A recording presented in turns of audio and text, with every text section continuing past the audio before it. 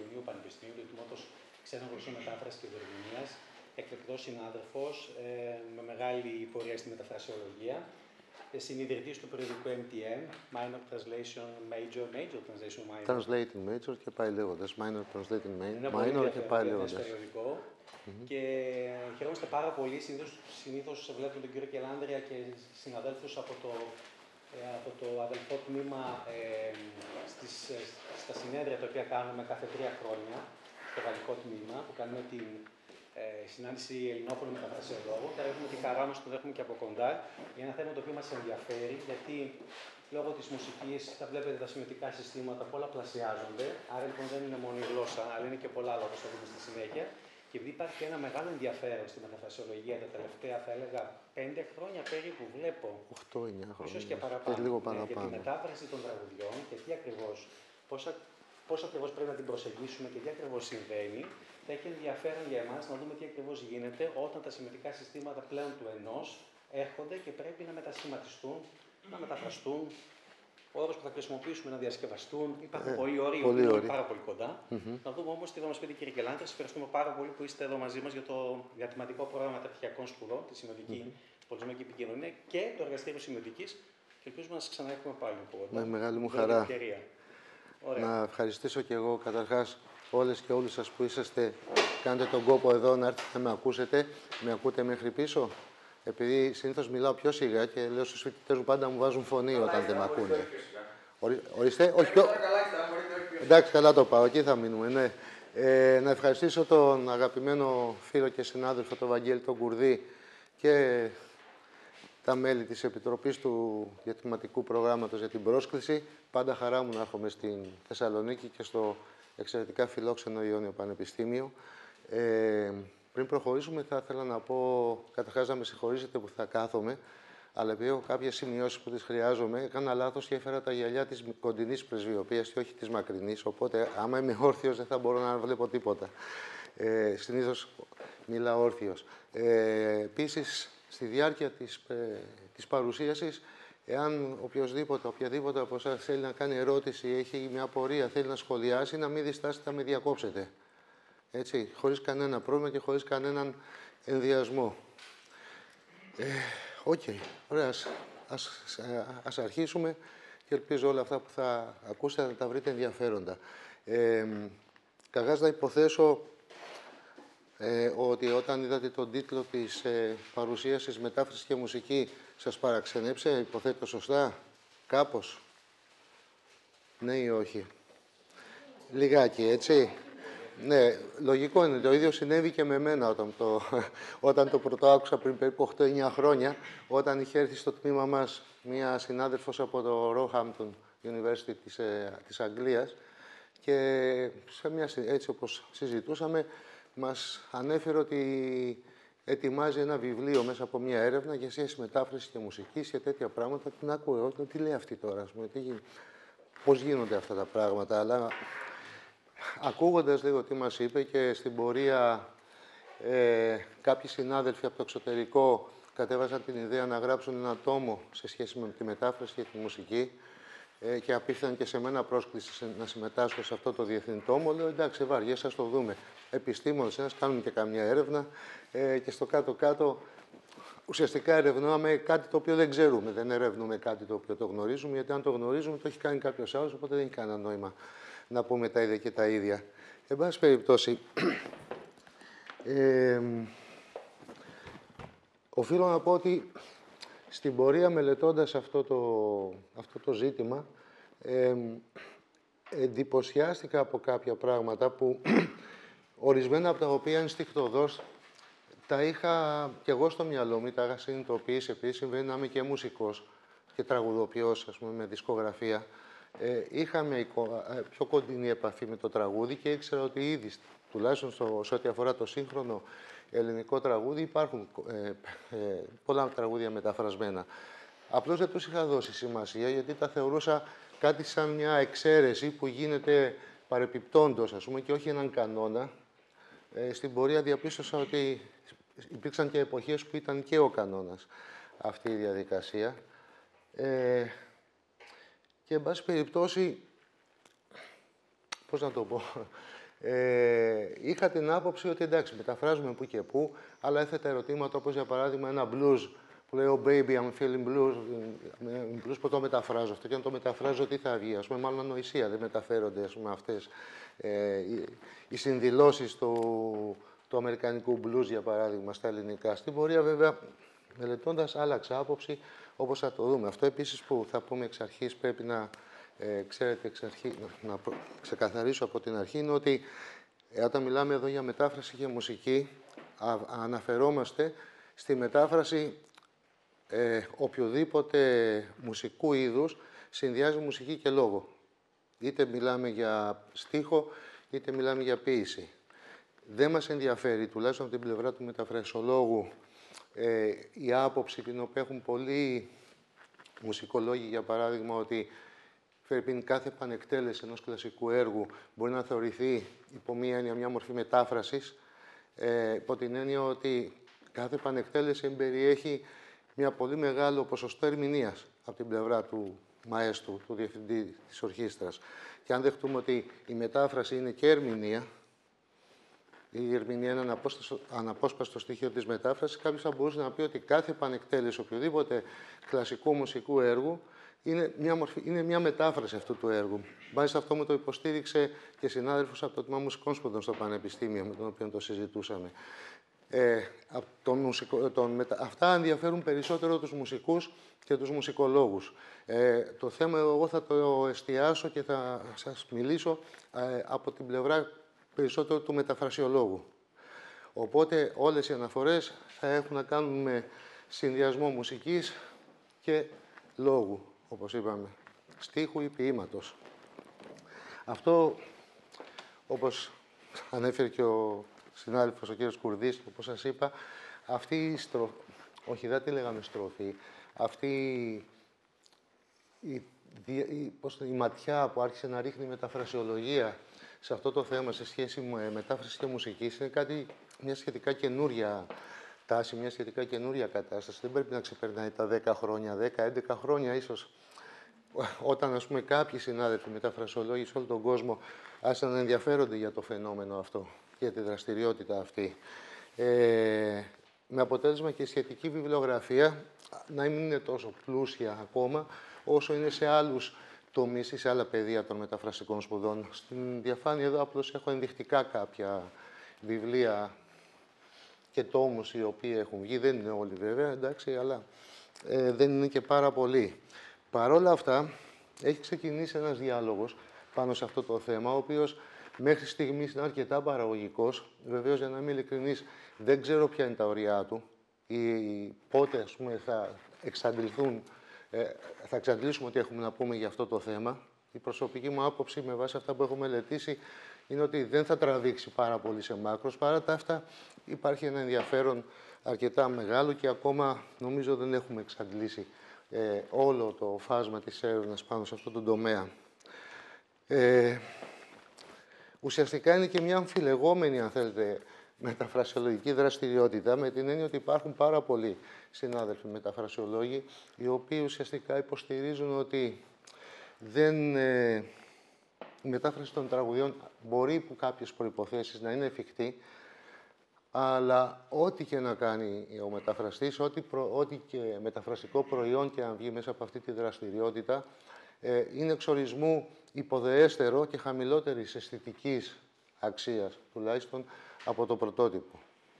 Εντάξει, είναι μια θέση που την έχουμε δει και σε άλλες εκφάνσεις, ας πούμε, στη μελέτη της μεταφραστικής πράξης και κάποιοι από αυτούς καταλήγουν ότι ουσιαστικά δεν είχε κάποιο σοβαρό λόγο ύπαρξης το να μεταφράζουμε τραγούδια. Απ' την άλλη μεριά υπάρχουν μελετητές και ερευνητές που υποστηρίζουν ότι η μετάφραση μάλλον η ερμηνεία ενός μεταφρασμένου τραγουδιού στη γλώσσα υποδοχής συμβάλλει στην κατανοησιμότητά του από το κοινό υποδοχής. Αυτό εν μέρει μπορεί να είναι σωστό, αλλά όπως θα δούμε παρακάτω είναι λίγο μια περιορισμένη άποψη, γιατί θεωρεί εξορισμού ότι η μετάφραση οποιοδήποτε τραγουδιού προϋποθέτει την λιγότερο ή περισσότερο πιστή σημασιολογική μεταφορά του περιεχομένου του πρωτοτύπου στο μετάφρασμα. Κάτι που στη συνέχεια θα δούμε ότι δεν ισχύει πάντοτε ή πολλές φορές, ίσως και τις περισσότερες φορές δεν ισχύει. Εν πάση περιπτώσει, είναι κατανοητό να υπάρχουν αυτές οι διαμάχες. Κάθε φορά που, τουλάχιστον στη μεταφρασιολογία, αλλά φαντάζομαι και σε άλλες επιστήμες, ξεκινάει κάποια στροφή ή ανακαλύπτονται καινούρια πεδία μελέτης, πάντα υπάρχει αυτή η σύγκρουση και δεν ξέρω αν συμφωνεί ο συνάδελφος ο κ. Κουρδής, αλλά οι πανεπιστημιακοί γενικώς χαρακτηρίζονται και από μια συγκρουσιακή αγάπη έτσι προς τις συγκρουσιακές καταστάσεις. Οπότε κάτι τέτοιο τροφοδοτεί και ένα ψιλοεκρηκτικό κλίμα, ας πούμε. Και για να μην παρεξηγηθώ, δεν μιλάω για εχθρότητα, μιλάω για αντιπαράθεση σε διάφορα επίπεδα. Εν πάση περιπτώσει, αυτό που πρέπει να ξέρουμε είναι ότι τουλάχιστον σε ό,τι αφορά την επιστήμη της μετάφρασης, αλλά όπως και κάθε επιστήμη, είναι ένα βλέμμα στην πραγματικότητα, με στόχο να περιγράψει το αντικείμενο το οποίο θεωρεί. Στην περίπτωσή μας, το αντικείμενο της έρευνας είναι υπαρκτό. Η έρευνα δείχνει ότι τα τραγούδια όχι μόνο μεταφράζονται σήμερα, μεταφράζονταν εδώ και αιώνες, θα τα δούμε παρακάτω. Εφόσον λοιπόν η πράξη μας το δείχνει ότι αυτή η δραστηριότητα είναι υπαρκτή και πάρα πολύ έντονη και ζωντανή, αναπόφευκτα πρέπει να υπάρξει και μια θεωρία, η οποία όμως, η πρόθεση της οποίας είναι καθαρά περιγραφική. Δηλαδή, θα δούμε και παρακάτω απόπειρες διατύπωσης κανόνων ως προς το πώς πρέπει να προσεγγίζουμε και να λειτουργούμε όταν μεταφράζουμε τραγούδια, αλλά τουλάχιστον κατά τη δική μου άποψη, η μεταφρασιολογία μελετάει, επισκοπεί ένα φαινόμενο, το περιγράφει, δεν μπορεί όμως να βγάλει κανόνες για το πώς θα γίνει μια μετάφραση. Είτε μιλάμε εδώ για μετάφραση τραγουδιών, είτε για οποιοδήποτε είδος μετάφρασης. Αυτή είναι η προσωπική μου άποψη, υπάρχει διάσταση απόψεων και αν κάποιος έχει ευχαριστώ να τη συζητήσουμε, έχει να κάνει με την, αν θέλετε, και ιδεολογική θα έλεγα, και επιστημολογική αφετηρία από την οποία βλέπεις και εξετάζεις το φαινόμενο. Τώρα, η έρευνα, ξεκινώντας την έρευνα αυτή, μπαίνουν κάποια ερωτήματα, τα οποία τα βλέπετε, ας πούμε, για παράδειγμα, τι πρέπει να κάνει, τι μπορεί να κάνει ένας μεταφραστής όταν καλείται να μεταφράσει ένα τραγούδι. Ποιοι είναι οι λόγοι που οδηγούν σε μια τέτοια ανάθεση, γιατί η μετάφραση ενός τραγουδίου, όπως και κάθε μετάφραση, είναι μια μορφή ανάθεσης. Κάποιος το αναθέτει γιατί έχει κάποιον λόγο. Χρειάζεται για κάποιον λόγο αυτή τη μετάφραση. Ποιοι είναι οι τρόποι και οι στρατηγικές που μπορεί κάποιος να χρησιμοποιήσει για να μεταφράσει αυτά τα τραγούδια, τα οποία το ανατίθενται. Και ενδεχομένως και ποια είναι και τα κριτήρια με τα οποία μπορούμε να αξιολογήσουμε την ποιότητα της μετάφρασης ενός τραγουδιού. Αυτά είναι ζητήματα και ερωτήματα που έχει θέσει η έρευνα, αλλά η απάντηση, έτσι όπως το βλέπω εγώ το ζήτημα, εξαρτάται καταρχάς από το πώς αντιλαμβανόμαστε τη μετάφραση ως ενέργημα και ως προϊόν, αλλά και κατά πόσο θεωρούμε αραγή τη σχέση των τριών βασικών συστατικών που υπάρχει σε κάθε τραγούδι, δηλαδή τη μουσική, το στίχο και την τραγουδησιμότητά του. Θα εξηγήσουμε λίγο παρακάτω τι εννοούμε με τον όρο τραγουδησιμότητα, γιατί και εκεί διαφωνούν κάποιοι ερευνητές, αλλά εν πάση περιπτώσει. Και θα αναλύσω και περισσότερο αυτό που βάζω τώρα ως μια μορφή προβληματισμού. Πριν όμως πάμε στο καθαρό προκείμενο, ίσως θα είχε ενδιαφέρον, πιστεύω, να κάνουμε και μια ιστορική αναδρομή, για να δούμε, κυρίως για να διαπιστώσουμε πως αυτό που ονομάζουμε μετάφραση τραγουδιών είναι μια πολύ παλιά δραστηριότητα, μετράει αιώνες, και πως προβληματισμοί ανθρώπων οι οποίοι ασχολήθηκαν με αυτό το αντικείμενο, με αυτή τη δραστηριότητα, έχουν διατυπωθεί εδώ και αιώνες, να μην πω 1000 χρόνια και πάνω, όχι βέβαια ενδεχομένως με τόσο συστηματικό ή επιστημονικό τρόπο, αλλά σκέψεις και απόψεις τις οποίες και σήμερα υιοθετούμε ως αρχές ή ως τρόπους προσέγγισης του φαινομένου, τις έχουν διατυπώσει ήδη από πολύ παλιότερα άνθρωποι που ασχολήθηκαν με αυτό το αντικείμενο. Οπότε, να ξεκινήσουμε με το γεγονός ότι, για τη διαπίστωση ότι στο μεσογειακό αλλά και στο δυτικό κόσμο εν γέννη, η μετάφραση των τραγουδιών ξεκίνησε ως ένα μέσο για να εξυπηρετηθούν τόσο θρησκευτικές όσο και κοινωνικές ανάγκες. Στην περίπτωση των θρησκευτικών αναγκών αναφερόμαστε σε όλα τα λειτουργικά κείμενα, ψαλμούς, ύμνους, τέτοιου είδους κείμενα. Γι' αυτό τον λόγο πολλοί ερευνητές εισηγούνται τον όρο όχι τραγούδι, αλλά μουσικοσύνδετο λεκτικό κείμενο. Δηλαδή ένα κείμενο, ένας λόγος, ο οποίος συνδέεται με μουσική. Και αναφέρεται ουσιαστικά σε ένα λεκτικό κείμενο προσαρμοσμένο, συνδεδεμένο ή συγχρονισμένο με μουσική. Και αυτό γίνεται είτε απριόρι εκ των προτέρων, δηλαδή γράφουμε μια νέα μουσική πάνω σε ένα προϋπάρχοντα στίχο ή το ανάποδο, και πολύ σπάνια γίνεται εκ των υστέρων. Δηλαδή υπάρχει ένα κείμενο, υπάρχει και μια μουσική, η οποία αρχικά η δημιουργία τους δεν έγινε για να συνδυαστούν μεταξύ τους και για κάποιο λόγο κάποιος τα παίρνει αυτά και τα ενώνει. Είναι και αυτό μια μορφή μουσικοσύνδετου κειμένου, αρκετά σπάνια όμως. Δεν είναι ο κανόνας. Σε μια-δυο περιπτώσεις έχουμε παραδείγματα, όπως στην εποχή, σε κάποιες από τις δουλειές των τροβαδούρων της Νοτιού Γαλλίας. Ναι, αυτό, ναι. Κάποιες φορές, θα το δούμε στη συνέχεια, θα μιλήσω για αυτούς. Κάποιες φορές είχαμε τέτοιες περιπτώσεις δημιουργίας μουσικοσύνδετων κειμένων. Βεβαίως, μπορούμε να το χρησιμοποιήσουμε, όπως είπαμε, για κάθε μη θρησκευτικό κείμενο. Στην πορεία θα με ακούτε να λέω τραγούδια, γιατί είναι πιο σύντομος ο όρος, αλλά ουσιαστικά εννοούμε αυτό το μουσικοσύνδετο λεκτικό κείμενο. Τώρα, να δούμε λίγο ότι ένα παράδειγμα, ένα πρώτο παράδειγμα που έχουμε μετάφραση τέτοιου είδους κειμένων, εμφανίζεται τον πρώτο αιώνα μετά Χριστόν, όταν ο Απόστολος Παύλος σε μια επιστολή του προς Εφεσίους τους παρότρινε να υμνούν τον Θεό με ψαλμούς, με ύμνους, με μουσική. Το εκκλησίασμα το δέχτηκε με μεγάλη χαρά και βεβαίως καταπιάστηκαν ουσιαστικά με τη σύνθεση μουσικής, έχοντας ως κείμενο, ως βάση κειμένου, ψαλμούς και αποσπάσματα από την μετάφραση των Εβδομήκοντα, από τα εβραϊκά στα ελληνικά.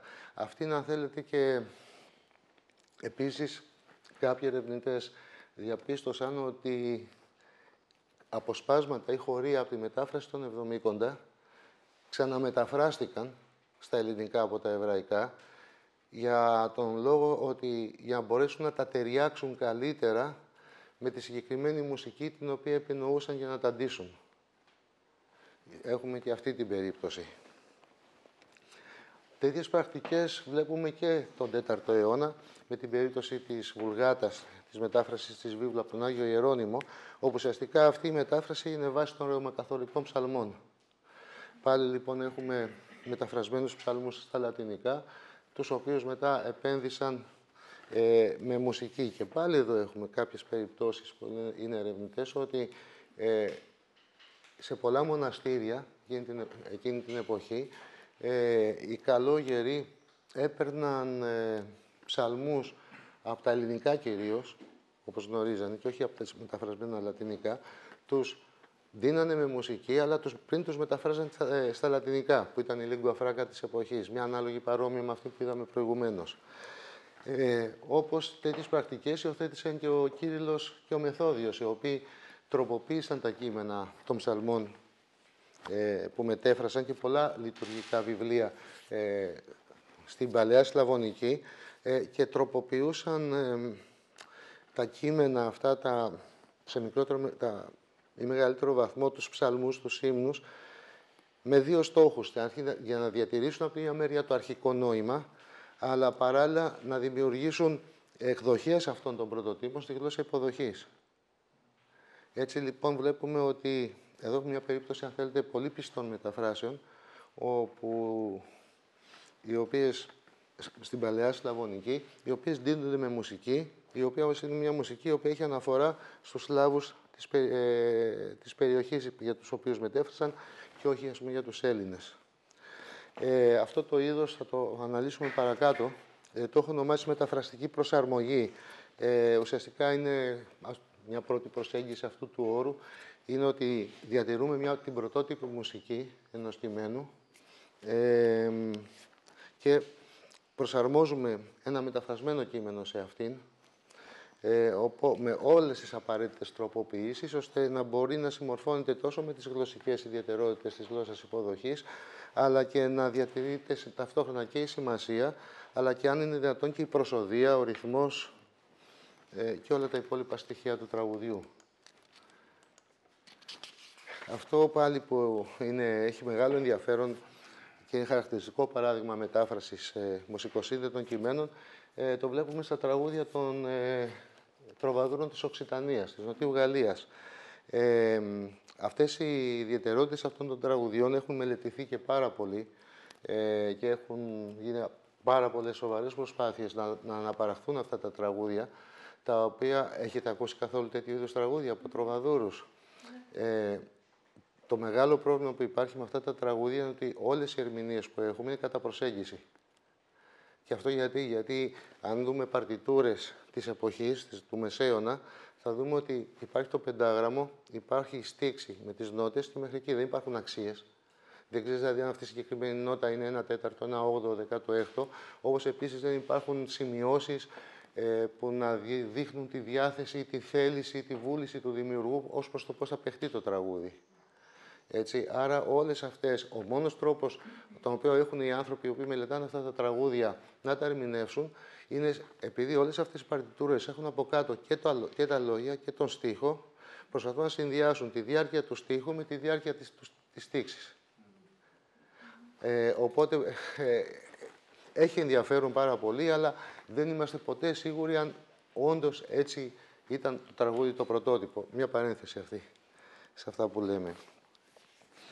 Ουσιαστικά γνωρίζουμε από τη βιβλιογραφία ότι οι τροβαδούροι, μεταξύ άλλων,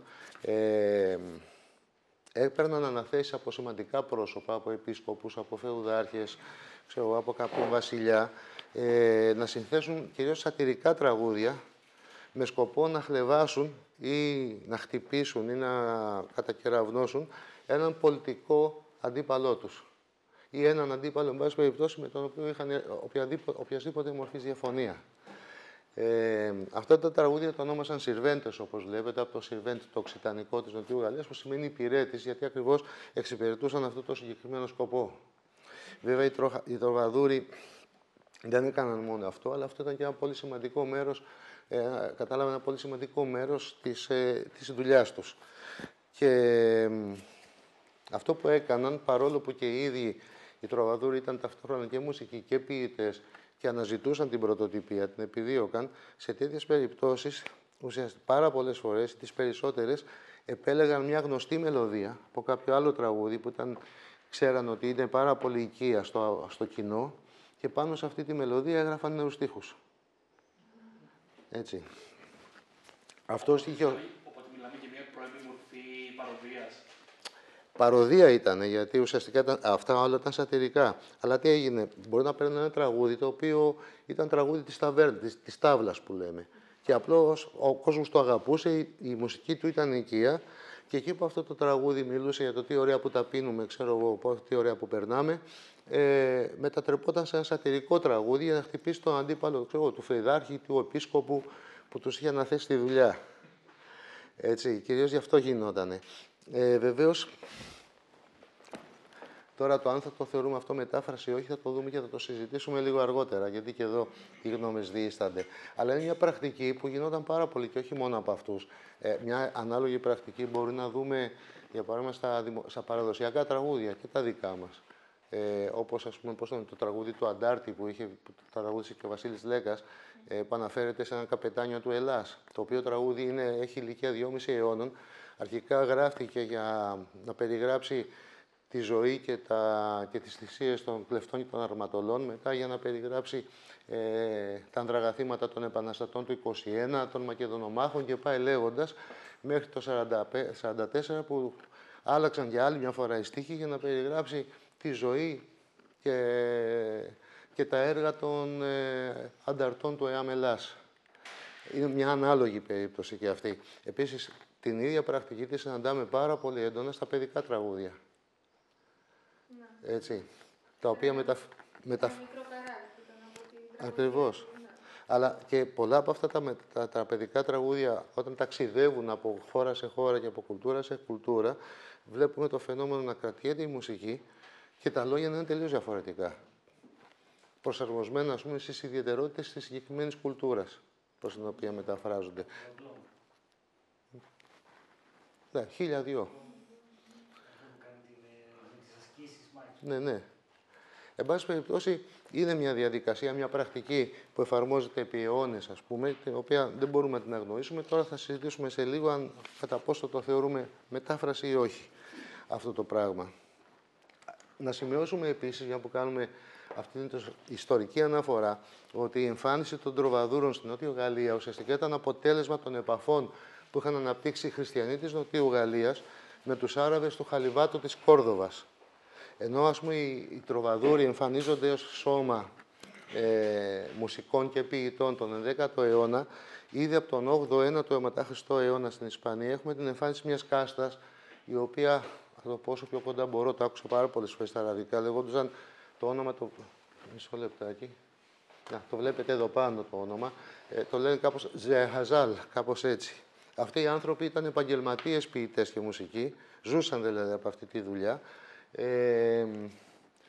και η θεματική των τραγουδιών τους είναι αυτό που βλέπετε, και από αυτές τις θεματικές δανείστηκαν και οι τροβαδούροι του Μεσαίωνα, της Γαλλίας 2 αιώνες μετά, κυρίως ό,τι αφορά τον έρωτα και τη λατρεία της γυναίκας, τόσο σε κυριολεκτικό επίπεδο, όσο και σε μεταφορικό.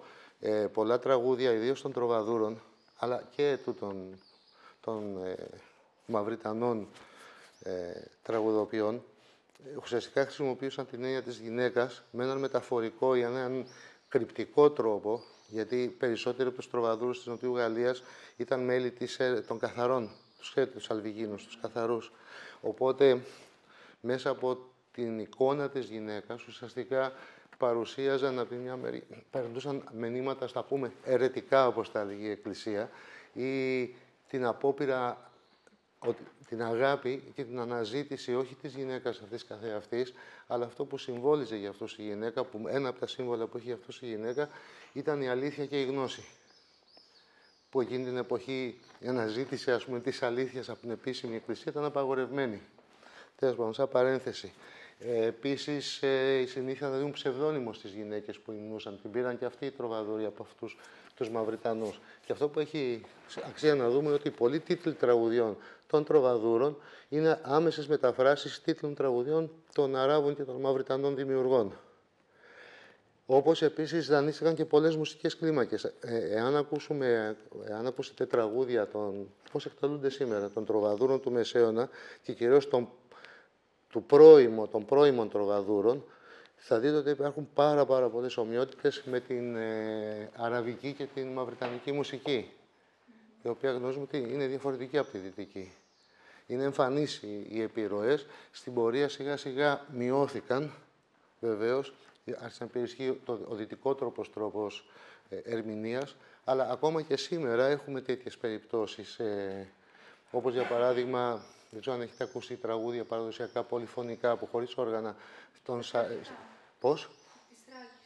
Και τη Θράκης, όχι τόσο στη Θράκη, αλλά στη Σαρδινία, για παράδειγμα, και στην Κορσική. Αν ακούσουμε τα πολυφωνικά τους τραγούδια, έχουν στοιχεία ακόμα διατηρούν από την αραβική μουσική και αυτό έχει ως αποτέλεσμα να μην μπορούν να γραφτούν σε παρτιτούρα. Τουλάχιστον στη δυτική παρτιτούρα. Γιατί χρησιμοποιούν ακόμα αυτό που ονομάζουμε μόρια, υποδιαιρέσεις των ημιτονίων, που η δυτική μουσική δεν τις χρησιμοποιεί, δεν τις έχει και βεβαίως δεν μπορεί να τις απεικονίσει σε μια παρτιτούρα. Εν πάση περιπτώσει. Οπότε, επίσης, οι τροβαδούροι από αυτούς πήραν και πρωτότυπα τραγούδια και τα μετέφρασαν, προσαρμόζοντάς τα λιγότερο ή περισσότερο στις ανάγκες της κάθε περίπτωσης. Ή πολλές φορές, επίσης, βλέπουμε, παρατηρείται το φαινόμενο, να παίρνουν ποίηματα των Μαυριτανών τραγουδοποιών και να βάζουν άλλη μουσική πάνω. Δικιά τους μουσική. Αυτό τη στρατηγική ουσιαστικά όπου έχουμε ένα πρωτότυπο στίχο που είναι ήδη τραγούδι, εμείς παίρνουμε μόνο το στίχο και του γράφουμε πάνω μια νέα μελωδία, την έχω ονομάσει μεταφραστική ανασύνθεση. Θα δούμε και λίγο πιο μετά παραδείγματα. πάνω σε αυτό. Και βεβαίως τέτοιες πρακτικές γινόντουσαν και σε άλλες, σε μεθύστερες εποχές. Ας πούμε, τον 19ο αιώνα, για παράδειγμα, και τον 18ο, παρατηρούμε ότι υπάρχει μια αρκετά σημαντική έξαρση μεταφράσεων οπερικών έργων από τη μια γλώσσα στην άλλη. Όπως παραδείγματα, ας πούμε, ο Τανχόιζε του Βάγνερ και ο Τέλο του Βέρντι, όπου μάλιστα εκείνη την εποχή ένα κριτήριο για την, αν θέλετε, για την αξία και το μέγεθος του συνθέτη ήταν πόσες φορές και σε ποιες γλώσσες είχε μεταφραστεί η όπερά του. Αυτό βέβαια τα αποτελέσματα δεν ήταν πάντα τα καλύτερα δυνατά. Ας πούμε, για παράδειγμα, διάβαζα ότι η μετάφραση του Τανχόιζερ είχε χαρακτηριστική αποτυχία. Κάτι βέβαια από τον Βάγνερ δεν τον στενοχώρησε, γιατί αυτό είχε πληρωθεί από πριν, οπότε δεν... ναι. Αλλά ούτως ή άλλως ήταν μια πρακτική αρκετά διαδεδομένη, τουλάχιστον τον 18ο και τον 19ο αιώνα, και μάλιστα κάποιες όπερες έγιναν περισσότερο γνωστές από τη μετάφρασή τους παρά από το πρωτότυπο κείμενό τους. Εν πάση περιπτώσει, ας δούμε λιγάκι και στη σημερινή εποχή για ποιον λόγο μεταφράζονται τα τραγούδια, ποιες είναι οι ανάγκες που οδηγούν στη μετάφραση των τραγουδιών. Το βλέπουμε και στη διαφάνεια. Μπορεί να χρειάζονται να μεταφραστούν τραγούδια για μια θεατρική παράσταση, κατά τη μετάφραση ενός θεατρικού έργου. Μπορεί να χρειάζονται να μεταφράζονται για τις ανάγκες του υποτιτλισμού ή της μεταγλώτησης ταινιών που περιέχουν τραγούδια. Στην περίπτωση του θεάτρου μπορεί να έχουμε και musical, όπου ούτως ή άλλως εκεί θα πρέπει να μεταφραστούν. Μπορεί να μεταφράζονται για να αποτελέσουν μέρος μιας ειδικής έκδοσης, όπως είναι, ας πούμε, για παράδειγμα, τα λιμπρέτα της όπερας, που περιγράφουν όλη την μπλοκή και έχουν και τα τραγούδια μέσα. Μπορεί να μεταφραστούν για να γίνουν υπέρτιτλοι σε οθόνες όταν παίζονται όπερες. Έχετε δει πώς είναι αυτά. Επίσης, μπορεί να είναι ουσιαστικά να μεταφράζονται από κάποια εταιρεία ή από έναν καλλιτέχνη, οι οποίοι βλέπουν ένα τραγούδι το οποίο έχει διεθνή παγκόσμια επιτυχία και σκέφτονται να ψάξουν και αυτοί ένα χιτάκι στην Ελλάδα, αλλάζοντας τους στίχους, αλλά κρατώντας τη μουσική που είναι αναγνωρίσιμη. Τα αποτελέσματα ποικίλουν. Για παράδειγμα, θα το πω τώρα, γιατί δεν το έχω στα παραδείγματα, είχαν μεταφράσει κάποτε το Satisfaction των Rolling Stones. Και επειδή ο στιχουργός ήθελε να κρατήσει την προσοδεία και το ρυθμό, το είχε μεταφράσει Satisfaction. Δείτε. Satisfaction, Satisfaction. Βλέπετε, κολλάει. Στο ρεφρέν τουλάχιστον είχε κάνει αυτό το πράγμα. Το οποίο βεβαίως δεν άρεσε σε κανέναν, αλλά εν πάση περιπτώσει είναι ένα δείγμα. Κυρίως εκεί βασίζονται στο τέτοιο. Προσδοκεί η εταιρεία ο καλλιτέχνης να κάνει hit. Έτσι, και να κερδίσει λεφτά σε αυτή την περίπτωση. Πολλές φορές μεταφράζονται στο... παρακαλώ. Όχι. Εδώ που βγάζει ανάθεση, αυτό έχει να κάνει είναι σε ένα συνεχές μεταξύ τραγουδίσιμου κειμένου και πρόζα, ή απλά είναι τα δύο άκρα ενός συνεχούς, ή απλά είναι δύο διαφορετικές επιλογές? Όχι, είναι οι μορφές που παίρνει η ανάθεση. Δηλαδή όταν ακριβώς, δύο διαφορετικές μορφές. Μόλις τώρα, δηλαδή, η ανάθεση μιας μετάφρασης ενός τραγουδίου μπορεί να έχει ως σκοπό την παραγωγή ενός τραγουδίσιμου κειμένου ή την παραγωγή ενός κειμένου που δεν είναι τραγουδίσιμο. Δεν έχει, ας πούμε, μέτρο, δεν έχει ρυθμό, δεν έχει ομοιοκαταληξία. Κάτι μεταξύ τους δεν υποδηλώνει το σχήμα. Όχι. Ναι. Ελπίζω να μην σας μπέρδεψε, έτσι μου ήρθε και το έφτιαξα, μου άρεσε γι' αυτό. Δεν υπάρχει κάποιος άλλος λόγος που το έφτιαξα με αυτόν τον τρόπο. Πολλές φορές η μετάφραση λοιπόν των τραγουδιών χρησιμοποιείται στο πλαίσιο της διδακτικής των ξένων γλωσσών σε μικρά παιδιά. Κάποια φροντιστήρια το κάνουν. Τέλος, μπορεί να έχουμε μεταφράσει τραγουδιών σε ιστολόγια. Κάποιοι φαν, ας πούμε, ενός συγκροτήματος, τον Pink Floyd, τον Iron Maiden και δεν συμμαζεύεται, μεταφράζουν τους στίχους για να βλέπουν καλύτερα όλοι τι λένε, για να καταλαβαίνουν καλύτερα τα τραγούδια. Τώρα εδώ, γι' αυτό λέω ότι υπάρχουν δύο περιπτώσεις τέτοιες ανάθεσης. Στην περίπτωση, για παράδειγμα, των θεατρικών παραστάσεων και των musical, των μεταγλωτήσεων και των εταιριών που αναθέτουν μετάφραση τραγουδιών, εδώ ουσιαστικά η ανάθεση έχει να κάνει με την παραγωγή τραγουδίσιμου κειμένου. Στις υπόλοιπες περιπτώσεις που βλέπουμε δεν είναι απαραίτητο να είναι τραγουδίσιμο το κείμενο, αρκεί να περάσει το νόημά του. Εδώ μιλάμε για πρόζα περισσότερο. Οπότε ουσιαστικά έχουμε αυτές τις δύο μορφές προσέγγισης της μετάφρασης. των τραγουδιών. Τώρα, επειδή με ακούσατε να μιλάω για τον όρο τραγουδησιμότητα, υπάρχουν διάφοροι ορισμοί. Έτσι, ο Κάιντελ, ας πούμε, θεωρεί ότι η τραγουδησιμότητα σημαίνει το πόσο εύκολα κατανοούμε και λέμε ένα τραγούδι, το εκφέρουμε, το τραγουδάμε, όχι μόνο καλλιτέχνες, αλλά και εμείς που το ακούμε. Ο Νάιντα μιλάει για τη φυσικότητα της εκφοράς, δηλαδή σου λέει ότι ένα κείμενο είναι τραγουδήσιμο αν η εκφορά του είναι φυσική στη γλώσσα στην οποία έχει γραφτεί. Ο Ντύρ μιλάει για την ενότητα μεταξύ μουσικής και κειμενικής εκφοράς, δηλαδή ουσιαστικά η μουσική να εξυπηρετεί το μέτρο και τον ρυθμό του στίχου ή του ποίηματος.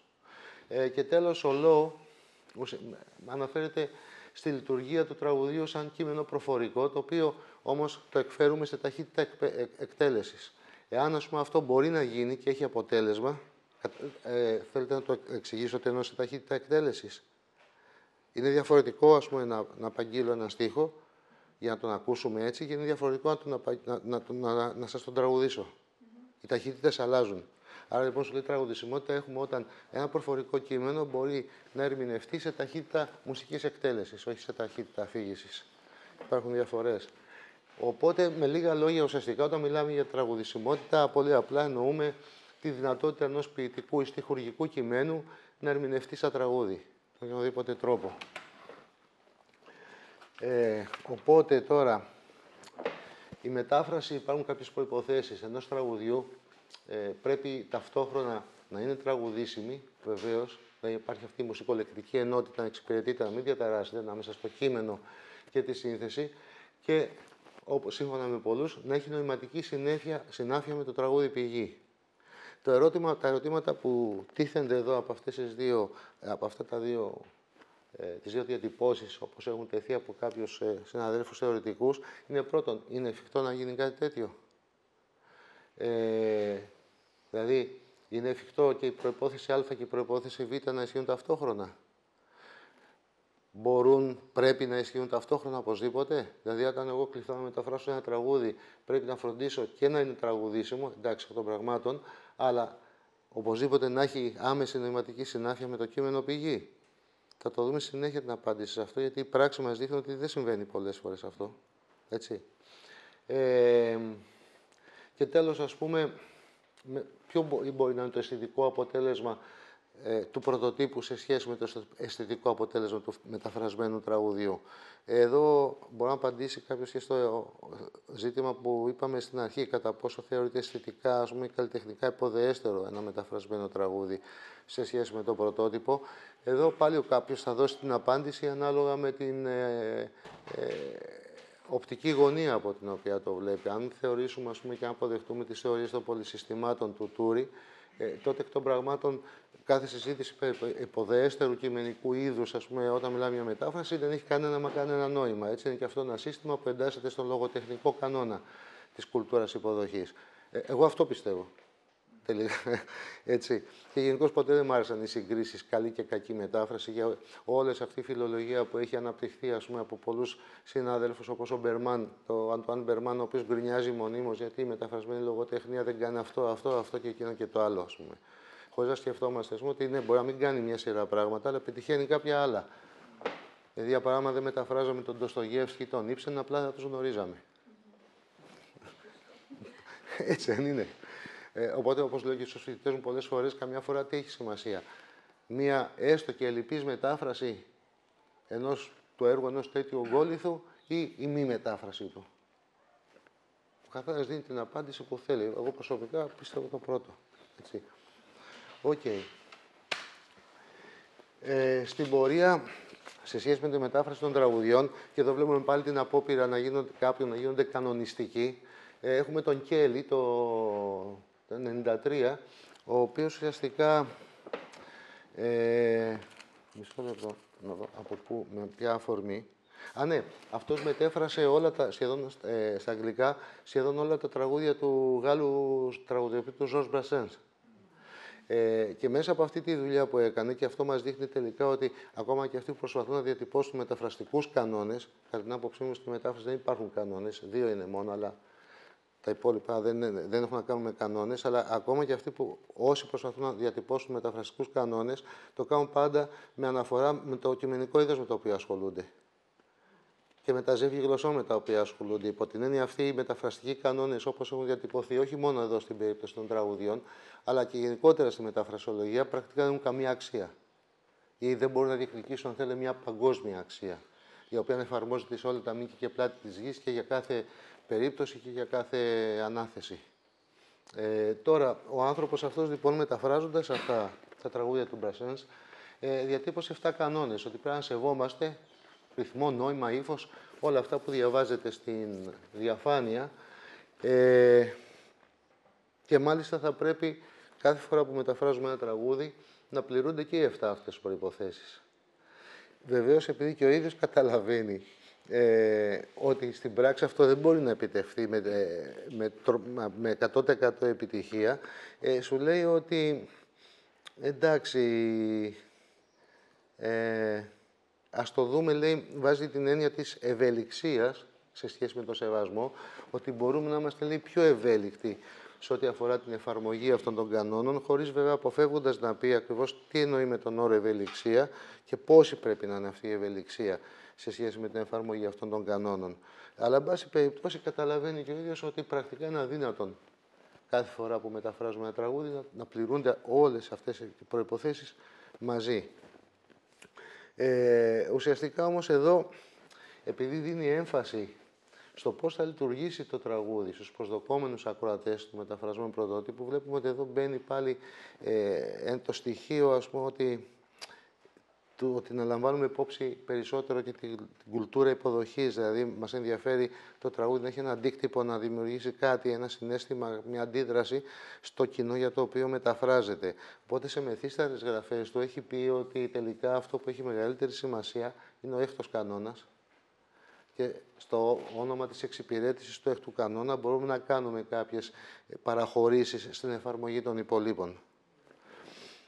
Εντάξει, καλά έκανε, έτσι. Η επιστήμη σημαίνει καμιά φορά αλλάζουμε και γνώμη με βάση την εμπειρία και τη μελέτη που έχουμε κάνει. Τέλος, έχουμε μετά από κάποια χρόνια, το 2003, τον Λο, ο οποίος διατυπώνει αυτό που λέμε αρχή του πένταθλου.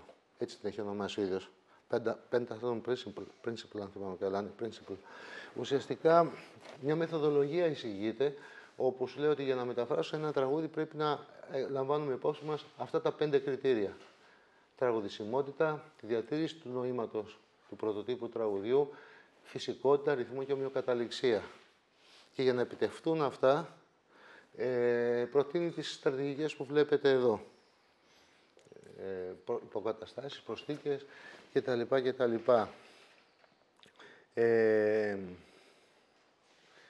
Πολλές φορές, βεβαίως, εδώ τι γίνεται τώρα. Επειδή και αυτός καταλαβαίνει ότι δεν είναι πάντοτε εφικτό να εκπληρωθούν τα 5 κριτήρια, επιμένει όμως ότι πρέπει να εφαρμόζονται και τα 5 μαζί, γι' αυτό προτείνω στρατηγικές φερειπίν κάποιες παραφράσεις, κάποιες υποκαταστάσεις, ακριβώς για να χρησιμοποιηθούν κάθε φορά με τον συγκεκριμένο τρόπο, ώστε να εξυπηρετήσουν και τα 5 κριτήρια τα οποία θέτω σαν παράβατο κανόνα. Βλέπουμε ότι και εδώ πάλι μια σχετικά κανονιστική προσέγγιση του ζητήματος. Ίσως να το αναφέρεις παρακάτω. Υπάρχει κάποιος, κάποιοι κανόνες, ένας τρόπος, όπως το τραγούδι πρέπει να είναι κατανοητό όταν εκτελείται. Ναι. Όμως, αν κάποιος θέλει να διαβάσει το κείμενο για να κατανοήσει κάτι, υπάρχει δηλαδή μια άλλη στρατηγική, μια άλλη μέθοδος, ώστε να είναι αξιόπιστη, να το πω, Κοίταξε, όταν θέλουμε να μεταφέρουμε το νόημα του πρωτοτύπου τραγουδιού, δουλεύουμε διαφορετικά όταν το μεταφράζουμε για να το τραγουδήσουμε και διαφορετικά όταν θέλουμε να δώσουμε απλώς το νόημα. Στη δεύτερη περίπτωση έχουμε πολύ μεγαλύτερες δυνατότητες και ευχέρεια, γιατί από τη στιγμή που το πας σε πρόζα, δεν σε ενδιαφέρει να κρατήσεις ρυθμό, προσοδεία, μέτρο, οπότε μπορείς να είσαι πολύ πιο περιγραφικός, πολύ πιο αναλυτικός και πολύ πιο, ας πούμε, πιστός στα δηλούμενα του πρωτοτύπου κειμένου. Ακριβώς. Μπορούμε να κάνουμε και κάτι αντίστοιχο όταν το μεταφράζουμε για να τραγουδηθεί, αλλά εκεί μπαίνουν γενείς περιορισμοί που προκύπτουν από τις φωνολογικές διαφορές, από τις διαφορές στο ρυθμό, από τις διαφορές στη σύνταξη, στη γραμματική. Για παράδειγμα, ένα μεγάλο πρόβλημα που υπήρχε, που το διάβασα, το λέγει ποιος άλλο τώρα, ο Βαμβακάρης, ο Τσιτσάνης, οι οποίοι φέρανε ένα μεγάλο μέρος της Ινδικής και Αραβικής μουσικής στην Ελλάδα. Συγγνώμη τώρα που δεν το θυμάμαι, αλλά πρέπει να το είχα σημειώσει, αλλά τώρα μου έρχεται με το πώς συζητάμε. Ακριβώς, ναι. Εδώ προσπαθήσαν σε κάποιες φορές να μεταφράσουν και τον στίχο και διαπίστωσαν ότι ακριβώς επειδή τα αραβικά έχουν τελείως διαφορετική δομή από τα ελληνικά, δεν μπορούσαν να το κάνουν, ας πούμε, ή δεν μπορούσαν να το κάνουν στον απόλυτο βαθμό που επιθυμούσαν. Το ίδιο συμβαίνει, ας πούμε, σαν παράδειγμα αυτό που μου έρχεται με τους Τούρκους, όταν μετάφρασαν, κάποια στιγμή είχαν μεταφράσει μια σειρά από αγγλικά παιδικά τραγούδια. Επειδή η δομή της τουρκικής γλώσσας είναι η συγκολητική γλώσσα, είναι τελείως διαφορετική, ουσιαστικά το μετάφρασμα, ενώ επιθυμούσαν να έχει νοηματική συνάφεια με το πρωτότυπο, μπορούσαμε να πούμε ότι η νοηματική συνάφεια ήταν σχεδόν ανύπαρκτη. Βέβαια, εντάξει, εξυπηρέτησε το σκοπό, δηλαδή κάθε φορά αλλάζει το ζήτημα. Σαφώς, όταν θέλουμε όμως να έχουμε το νόημα, αν μας ζητηθεί πρόζα, είναι πολύ πιο εύκολα τα πράγματα. Εκεί μπορεί να χρησιμοποιήσεις προσθήκες, μπορεί να χρησιμοποιήσεις επεξηγήσεις, ερμηνείες, που θα δούμε με τα παραδείγματα που θα σας δείξω. Σε ένα τραγούδι που πρόκειται να τραγουδηθεί, δεν μπορείς να κάνεις επεξηγήσεις μέσα στο κείμενο, να κάνεις τέτοιες εισαγωγές, ούτε να ερμηνεύσεις ένα, ας πούμε, ιδιοπολιτισμικό στοιχείο. Εκεί ακολουθείς άλλες στρατηγικές. Εν πάση περιπτώσει, απάντησα.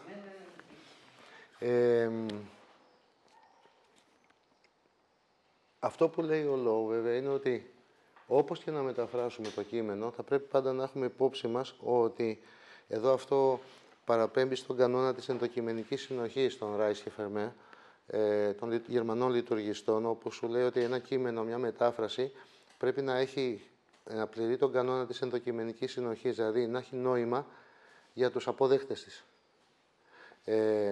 Το ίδιο λέει και ο Λόου για τα τραγούδια. Όπως και να το μεταφράσουμε, θα πρέπει αυτό που μεταφράζουμε να βγάζει ένα συγκεκριμένο νόημα για τον αποδέκτη.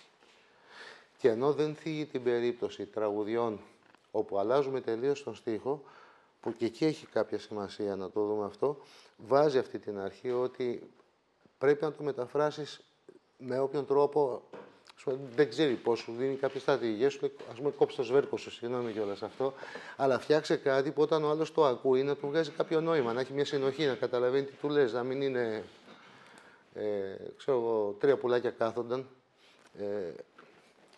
Ουσιαστικά,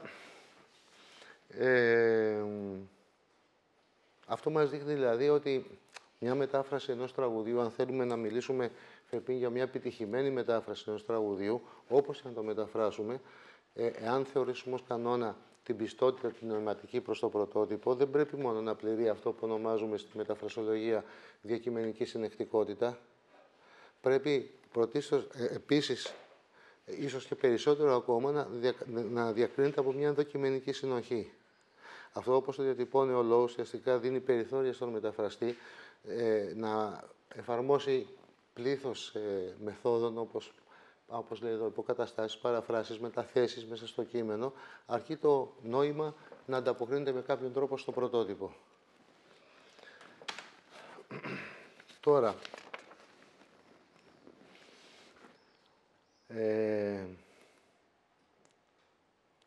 όπως και να αντιμετωπίσουμε αυτό το ζήτημα, είτε μιλήσουμε για προσαρμογές, για οποιασδήποτε τρόπο προσέγγισης μετάφρασης των τραγουδιών, θα πρέπει να έχουμε στο μυαλό τουλάχιστον αυτές τις 3 αξίες, όπως έχουν οριστεί, κάθε τραγουδίου, οι οποίες είναι το κείμενο, ο στίχος, το ποίημα, είναι η μουσική και είναι και η ερμηνεία.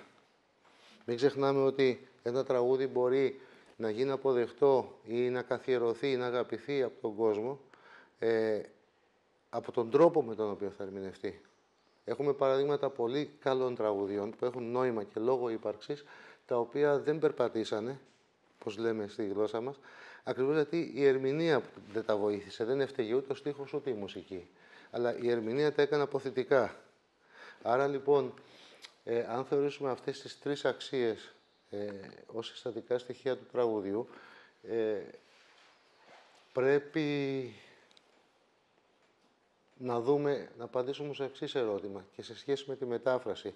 Και εδώ θα αρχίσουμε να βλέπουμε και τις περιπτώσεις αλλαγών περιεχομένου στη μετάφραση των τραγουδιών. θεωρούμε αυτές τις τρεις αξίες αναπόσπαστες. Μια αραγή ενότητα που αν ένα μέρος της αφαιρεθεί, πάει στην άκρη, καταραίει και ουσιαστικά δεν υπάρχει μετάφραση.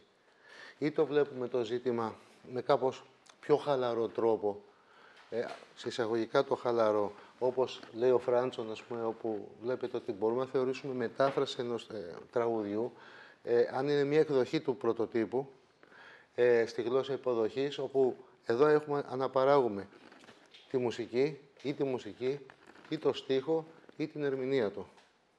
Αυτό ουσιαστικά τι μας λέει? Ότι μπορεί να θεωρήσουμε μετάφραση ενός τραγουδιού, ένα τραγούδι όπου η μουσική και η ερμηνεία ανταποκρίνονται, είναι ίδιες με αυτές του πρωτοτύπου, αλλά το κείμενο είναι διαφορετικό. Λιγότερο, περισσότερο, τελείως διαφορετικό. Αυτή είναι, αν θέλετε, μια πιο, πώς να το πω, ελεύθερη προσέγγιση, που δίνει μεγαλύτερες δυνατότητες στους μεταφραστές να προσεγγίσουν τη μετάφραση των τραγουδιών εφόσον τους ανατεθεί κάτι τέτοιο. Και βεβαίως είναι και μια θέση πάλι που έχει δημιουργήσει αντιθέσεις. Κάποιοι σου λένε ότι δεν μπορείς να αποσπάσεις μία από αυτές τις τρεις ιδιότητες, διότι τότε έχεις ένα άλλο τραγούδι. Κάποιοι άλλοι λένε το αντίθετο. Εγώ προσωπικά πιστεύω το αντίθετο, αλλά εδώ μπαίνουν και άλλα ερωτήματα. Δηλαδή, για παράδειγμα, αν έχουμε ένα τραγούδι το οποίο διασκευάζεται για να εκτελεστεί από ορχήστρα. Νομίζω οι Iron Maiden το κάνουν, τους παίξαν με συμφωνική μουσική.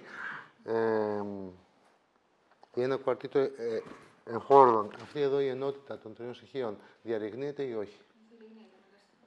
Με κάποιο τρόπο διαρριγνύεται. Ή όταν μετατρέπεις ένα τραγούδι σε ορχιστρικό, πάλι δεν διαρριγνύεται αυτή η ενότητα? Είναι το ίδιο τραγούδι ή δεν είναι?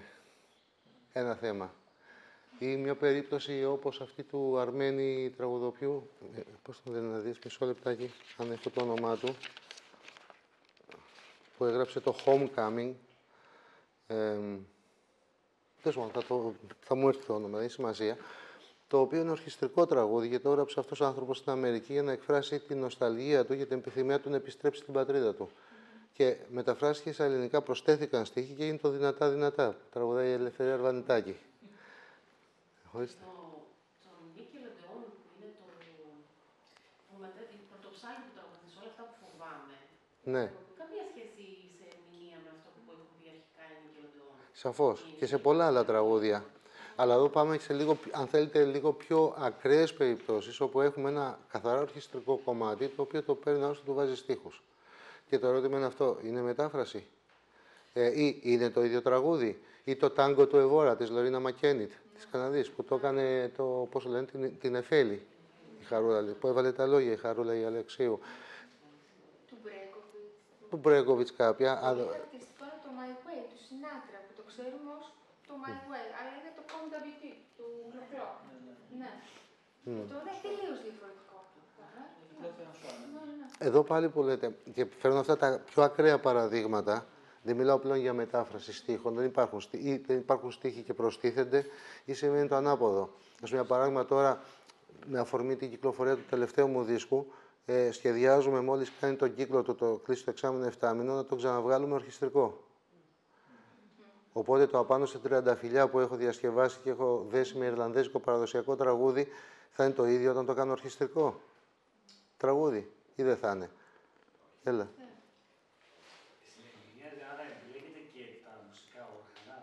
Ναι, σαφώς. Και έχουν τεράστια σημασία, γιατί ο κάθε παίχτης έχει διαφορετική αντίληψη του πώς θα ερμηνεύσει ένα τραγούδι, και εδώ τον κύριο λόγο σε αυτή την περίπτωση τον έχει συνήθως ή ο συνθέτης ή ο ορχιστρωτής, ο παραγωγός, αν ξέρει τη δουλειά του. Ας πούμε, παράδειγμα, όταν ηχογραφούσα τον τελευταίο δίσκο μου, είχα μετατρέψει μια ιρλανδική μπαλάντα σε ζεϊμπέκικο και χρησιμοποίησαμε κανονάκι. Και εκεί έγινε παρέμβαση ουσιαστικά για το πώς θα παίξει. Η κοπέλα που έπαιξε το κανονάκι ήταν τεράστια μουσικός, δηλαδή το ξέρει σαν την τσέπη της, μπορούμε να πούμε. Αλλά εάν δεν ήταν ο παραγωγός να της πει ότι θέλω πρώτον δυτικό τρόπο να παίξεις, που σημαίνει ότι δεν θα βάλεις μόρια μέσα, και συγκεκριμένο τρόπο να τσιμπάς τις χορδές, θα βγάζει άλλο αποτέλεσμα. αυτό είναι στοιχείο της ερμηνείας. Βέβαια, το πιο σημαντικό είναι το πώς το λέει ο τραγουδιστής. Έτσι. Πολύ πιο σημαντικό. Δηλαδή, ο κόσμος, ο μέσος άνθρωπος, ο μέσος ακροατής δεν δίνει σημασία τόσο αν το τσέλο έχει καλές χαμηλές ή δεν έχει καλές χαμηλές. Τον ενδιαφέρει αυτό που ακούει. Άρα, την μεγαλύτερη σημασία για την ερμηνεία την έχει ο τραγουδιστής ή ο ερμηνευτής, εν πάση περιπτώσει.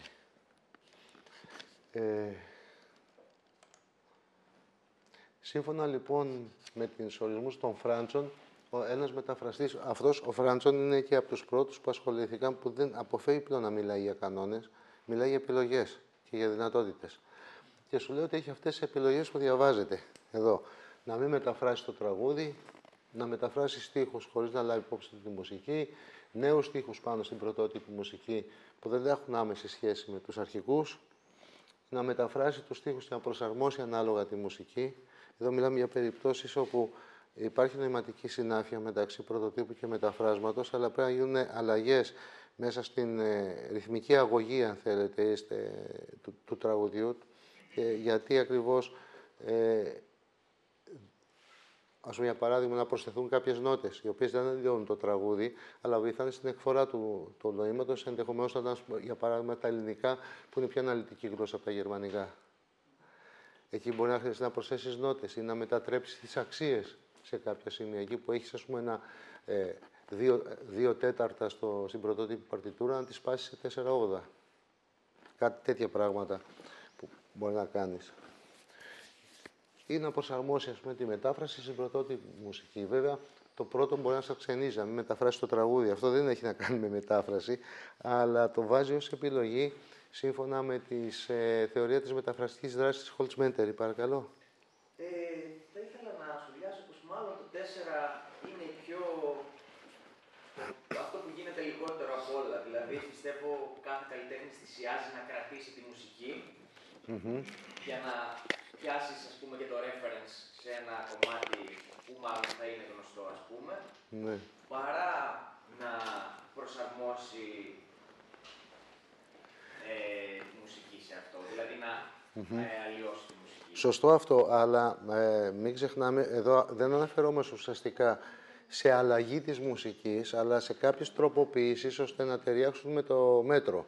Δηλαδή, για παράδειγμα, τώρα δεν μου έρχεται πρόχειρο, θα μπορούσα να το έχω γραμμένο. Αυτό που λέει να μπορούσα να έχω εγώ βενζινάδικο, αν το έβλεπα τις νότες και σύγκρινα με τις αντίστοιχες νότες, την αντίστοιχη παρτιτούρα του Μπρέγκοβιτς, το δικό μας έχει στο σύνολο του τραγουδίου, στο σύνολο της παρτιτούρας, καμιά 15 νότες παραπάνω, οι οποίες δεν αλλάζουν τη μουσική αυτή καθεαυτή, αλλά εξυπηρετούν τη φρασιολογία. Καταλάβατε τι γίνεται? Αυτό είναι αναπόφευκτο, γίνεται. Δεν μπορεί να μην γίνει αυτό. Δηλαδή, με τον ένα τον άλλο τρόπο, λιγότερο ή περισσότερο θα το κάνει κάποιος. Δεν είναι όλες οι γλώσσες ίδιες. Το ανάποδο συμβαίνει, ας πούμε, όταν πάει, ας πούμε, από τα ελληνικά στα γερμανικά. Από εκεί μπορεί να χρειαστεί να βγάλεις νότες, να συμπτύξεις. Οκ. Βεβαίως, όπως είπαμε, το να μην μεταφράσει το τραγούδι δεν είναι μετάφραση, αλλά εάν το δούμε αν πάρουμε το αξίωμα της μεταφραστικής δράσης της Holtzmann, μπορούμε να πούμε ότι είναι, αν θέλετε, μια μεταφραστική απόφαση, κάτι έτσι, και αν τεκμηριωθεί μπορεί να στέκει, έτσι. Μία ερώτηση. Παρακαλώ. Στο προηγούμενο που είπατε, που γίνονται αυτές οι μετατροπές του να προσθέσουμε νότες ή να αφαιρέσουμε αντίστοιχα για να εξυπηρετεί το τραγούδι. Αυτό δεν μπορεί να οδηγήσει σε ένα πιο γρήγορο ή αργό τραγούδι αντίστοιχα, οπότε να αλλάξει κάπως η αντίληψη του. Ενδεχομένως, αλλά σε ό,τι αφορά τον αργό ή τον γρήγορο ρυθμό, εδώ δεν μπορούμε ποτέ, μα ποτέ, να έχουμε ακριβώς τον ίδιο ρυθμό στην εκτέλεση ενός τραγουδιού. Ας πούμε, εγώ από την εμπειρία τη δικιά μου, οπότε παίζω σε live ή σε συναυλίες δικά μου τραγούδια, δεν έχω μπορέσει ποτέ μα ποτέ να πετύχω για το ίδιο τραγούδι την ίδια ταχύτητα ή την ίδια, πώς να το πω, ερμηνεία. Είναι αδύνατον. Για να το κάνεις αυτό πρέπει να είσαι μετρονόμος. Αλλά ο μετρονόμος δεν είναι φυσικό. Και γι' αυτό πάρα πολλές φορές η μουσική, ακόμα και έμπειροι και εξαιρετικά πεπειραμένοι μουσικοί, έχουν πρόβλημα στο στούντιο. Δηλαδή δεν μπορούν να ακολουθήσουν με 100% ακρίβεια το μετρονόμο, απλώς γιατί δεν είναι κάτι το φυσικό, είναι τεχνητό τελείως. Κατάλαβες τι γίνεται. Δεν μπορείς λοιπόν επίσης, μπορεί για κάποιο λόγο να θες να το παίξεις πιο γρήγορα. Τώρα θα σας πω και κάτι που σας κάνει παράξενο. Έχει συμβεί, το έχω ακούσει, μου το έχει πει ο τέτοιος, ο Μίλτος ο Πασχαλίδης. Βιάζεσαι. Σου λέει άλλος που τελειώνει η ώρα. Θα το πας λίγο, θα το τρέξει το τραγούδι, θα το πεις πιο. Είναι τελείως πρακτικό. Αν θέλετε, μπορεί κάποιος να το πει ερασιτεχνισμό ή δεν ξέρω τι, αλλά είναι μια πραγματικότητα. Οπότε είναι μια περίπτωση, ας πούμε, που θα το πεις πιο γρήγορα το τραγούδι. Ή μπορεί εκείνη τη στιγμή, ειδικά στα live, ας πούμε, που δεν υπάρχει ο μαέστρος να σου δώσει το tempo το συμφωνούμε μεταξύ μας. Έτσι. Και κυρίως το tempo το δίνει αυτός που ξεκινάει πρώτος. Αν ξεκινήσουν τα ακουστά θα το δώσουν αυτά. Αν ξεκινήσει η κιθάρα θα το δώσει η κιθάρα. Μπορεί να αποφασίσεις ή να σου βγει εκείνη τη στιγμή, δεν ξέρω για οποιοδήποτε λόγο και από ψυχολογικό λόγο ή δεν ξέρω τι άλλο, να το ξεκινήσεις πιο αργά από ό,τι θα το ξεκινήσεις ή από ό,τι το έχεις προβάρει. Για να μην κουράζω, εν πάση περιπτώσει, ποτέ μα ποτέ δεν μπορεί να παιχτεί έτσι. Δεν έχει να κάνει με αυτό. Μπορεί να βγάζει και διαφορετικά το κοινό σου. Να είναι διαφορετικό το κοινό, να σου βγάζει ένα άλλο. Ναι, αυτό έχει να κάνει. Ναι, αυτό ναι. Αν και δεν μπορείς να ελιχθείς, ας πούμε, τόσο πολύ στο ίδιο τραγούδι ανάλογα με το κοινό, μπορείς όμως να επιλέξεις, αν δεις, ας πούμε, ότι το κοινό, για παράδειγμα, συμμετέχει από κάτω και έχει και κάποια διάθεση να κουνηθεί λίγο ή να χορέψει. Εάν το σηκώνει βέβαια το τραγούδι, να του δώσεις και κάτι παραπάνω. Και εκεί το παίζει, ας πούμε, στο 130, να το πας στο 150 μέχρι εκεί. Όχι παραπάνω. Ενώ σε ταχύτητα εκτέλεσης. Ορίστε. Σε BPMs. Ναι. Ακριβώς. Ναι, αυτά ναι, συμβαίνουν. Το ίδιο πρόβλημα υπάρχει με τις εκτελέσεις των κλασικών έργων. Ας πούμε, καμία παρτιτούρα, σε καμία περίπτωση δεν μπορεί να σου πει πώς θα παίξεις το τραγούδι. Όσο λεπτομέρειες και να είναι. Πρώτα απ' όλα δεν ξέρεις πώς το θέλει ο συνθέτης, ειδικά όταν μιλάμε για κλασικά έργα. Δεν μπορεί να ξέρεις πώς ήθελε ο Μπράμς και ο Μπετόβεν να ακουστεί και να ερμηνευτεί το τραγούδι. Μετά, τα σημεία που χρησιμοποιούν για να δώσουν οδηγίες, αν τα χρησιμοποιούν, γιατί δεν τα χρησιμοποιούσαν όλοι οι συνθέτες, είναι τελείως υποκειμενικά. Έχεις, ας πούμε, τα σημεία στίξης που δείχνουν ότι εδώ επιταχύνω, εδώ επιβραδύνω.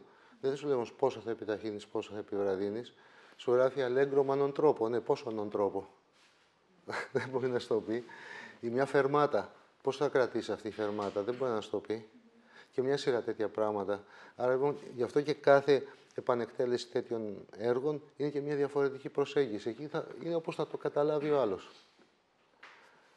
Καταλαβαίνετε αυτό που λέω. Απάντησα. Χωρίς που ποτέ δεν μπορείς το ίδιο τραγούδι να το παίξεις 10 μέρες συνεχόμενες σε 10 διαφορετικές σκηνές, δεν υπάρχει περίπτωση να το παίξεις ποτέ με τον ίδιο ρυθμό. Δεν γίνεται. Ανθρωπίνως είναι αδύνατον. Μόνο να χρησιμοποιείς λούπα. Λούπα είναι ότι έχω γράψει από πίσω όργανα και εγώ παίζω πάνω τους, το οποίο είναι πάρα πολύ δύσκολο και είναι και απάνθρωπο για αυτό που το κάνει. Το κάνουν μόνο και μόνο για να γλιτώσουν έξοδα. Καταστηματάρχης. Αλλά και μετά πηγαίνουμε στην ηλεκτρονική παρέμβαση που είναι κάτι τελείως διαφορετικό. Ακριβώς. Έχουμε λοιπόν και αυτές τις δυνατότητες και τώρα να πάμε ουσιαστικά αυτό που μας ενδιαφέρει κατά τη μετάφραση των τραγουδιών κυρίως είναι οι μεταφραστικές στρατηγικές που θα χρησιμοποιήσουμε, τις οποίες εγώ και όχι μόνο εγώ, χρησιμοποιώ αυτούς τους όρους, μακροστρατηγικές, μικροστρατηγικές, άλλοι μιλάνε για local strategies και όπως ο Chesterman και global strategy, έχει σημασία, το ίδιο λέμε. Ουσιαστικά αυτό που έχει ενδιαφέρον να δούμε ποιες μακροστρατηγικές μπορούμε να χρησιμοποιήσουμε για να μεταφράζοντας κείμενα, δηλαδή αποφάσεις σε μακροκειμενικό επίπεδο. Εδώ αναφερόμαστε σε στρατηγικές που παίρνουμε πριν ξεκινήσουμε να μεταφράζουμε, έχοντας διαβάσει το κείμενο, όποιο και να είναι αυτό, στην περίπτωσή μας το τραγούδι, και έχοντας βεβαίως κατανοήσει και τη μεταφραστική εντολή. Τι θέλει αυτός που μας το αναθέτει, τι μας ζητάει. Και βεβαίως μετά υπάρχουν οι μικροστρατηγικές, οι οποίες έρχονται σε δεύτερο επίπεδο. Δηλαδή, αν εγώ αποφασίσω ότι θα μεταφράσω ένα τραγούδι με μια οικειοτική προσέγγιση, δηλαδή μπορεί κάποια ιδιοπολιτισμικά του στοιχεία να μπορέσω να τα προσαρμόσω, θα υιοθετήσω και την κατάλληλη στρατηγική σε ελεκτικό επίπεδο, σε συντακτικό επίπεδο, προκειμένου να επιτύχω αυτό που θέλω. Τη μεγαλύτερη σημασία σε αυτή την περίπτωση, αν θέλουμε να μιλήσουμε για μετάφραση τραγουδιών και αυτό που είναι ο οδηγός για το πώς θα δουλέψει, είναι οι μακροστρατηγικές. Τώρα, αυτές οι τρεις μακροστρατηγικές που αναφέρω εδώ, μεταφραστικός μετασχηματισμός, προσαρμογή και επιγαμία, όπως λέω, προέκυψε από μια μελέτη που έκανα για περίπου 1,5-2 χρόνια, συγκρίνοντας μεταφράσεις ξένων τραγουδιών προς τα ελληνικά.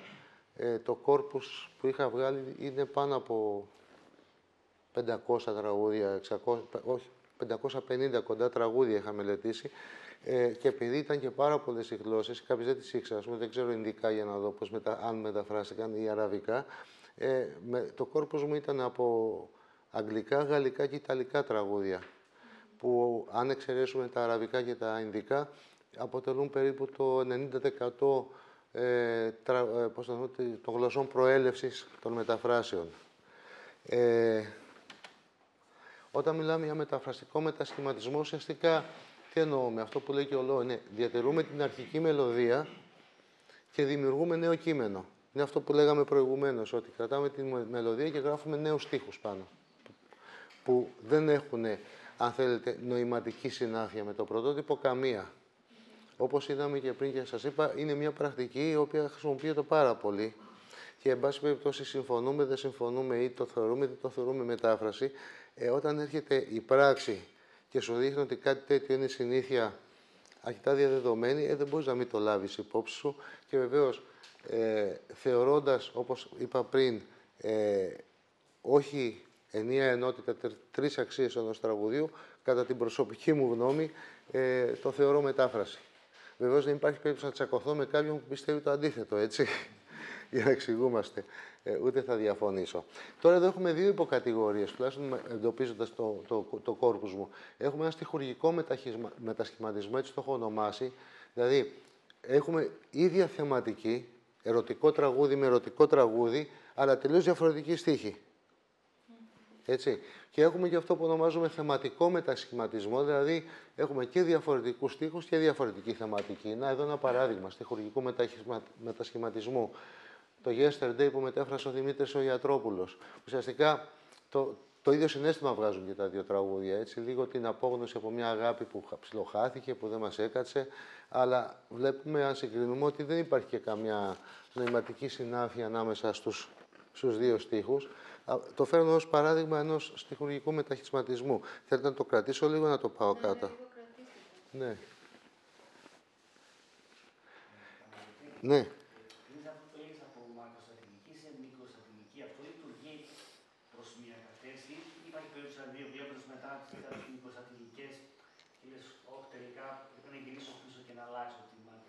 Καμιά φορά, κοίταξε, υπάρχει περίπτωση που μπορεί να αναθεωρήσεις κάποια πράγματα.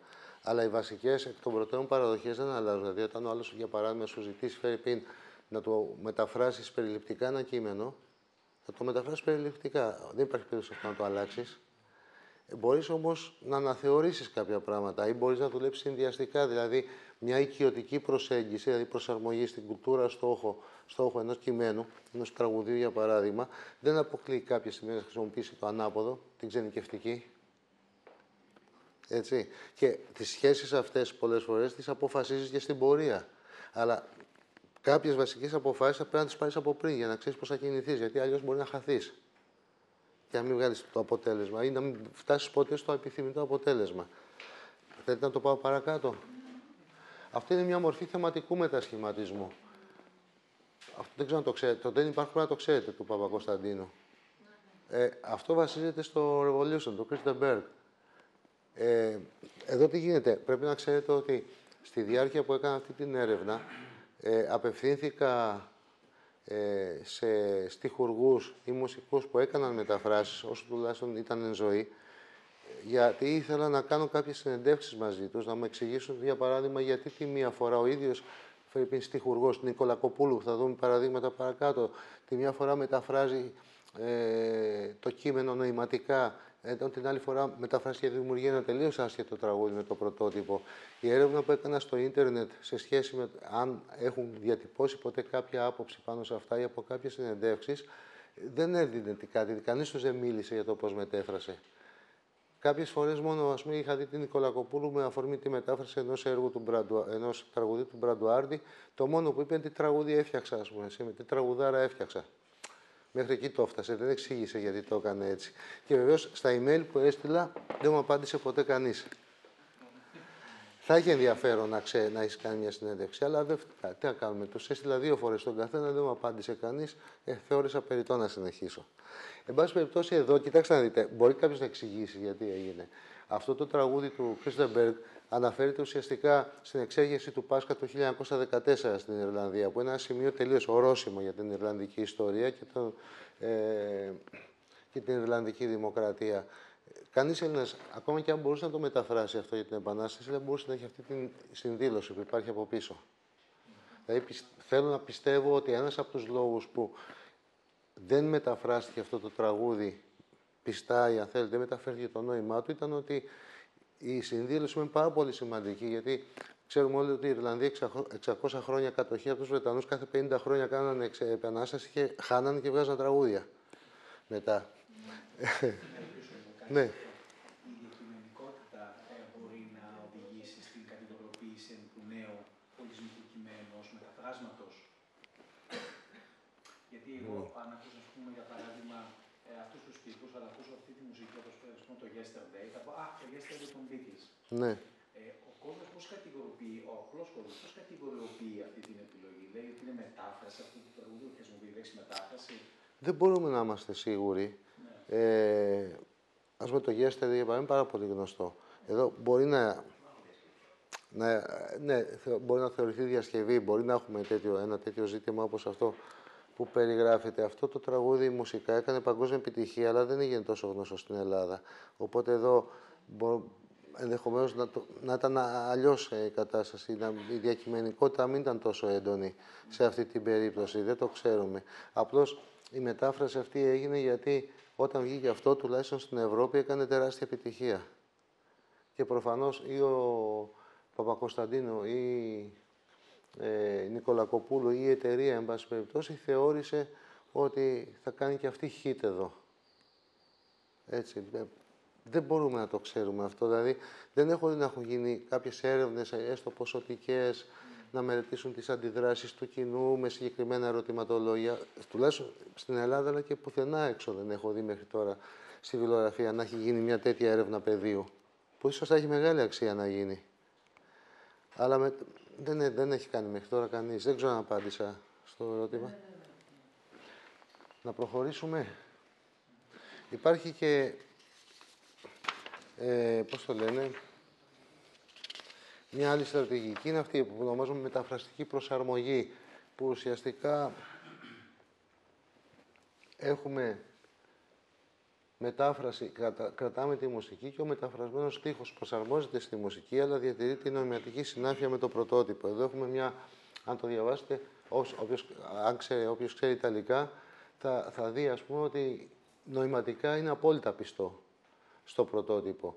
Τώρα, σε επίπεδο μικροστρατηγικών που εφάρμοσε, έγιναν κάποιες διαφοροποιήσεις. Για παράδειγμα, εδώ που λέει σε ένα πηγάδι σταματάει να ξεδιψάσει. Όποιος δεν ξέρει Ιταλικά το λέω. Λέει Φραντσέσκο si fermò per riposare. Ουσιαστικά τι λέει, ο αδερφός Φραντσέσκο σταμάτησε να ξεκουραστεί. Εδώ χρησιμοποιεί άλλη εικόνα, σταματάει να ξεδιψάσει, αλλά το νόημα είναι το ίδιο, για ξεκούραση. Πάει. Έτσι. Εδώ έχουμε μια πολύ καλή απόδοση του νήματος του πρωτοτύπου. Αυτή τη στρατηγική την έχω ονομάσει προσαρμογή. Κάποιος θα μπορεί να την πει με άλλο τρόπο. Υπάρχουν και άλλοι ορισμοί.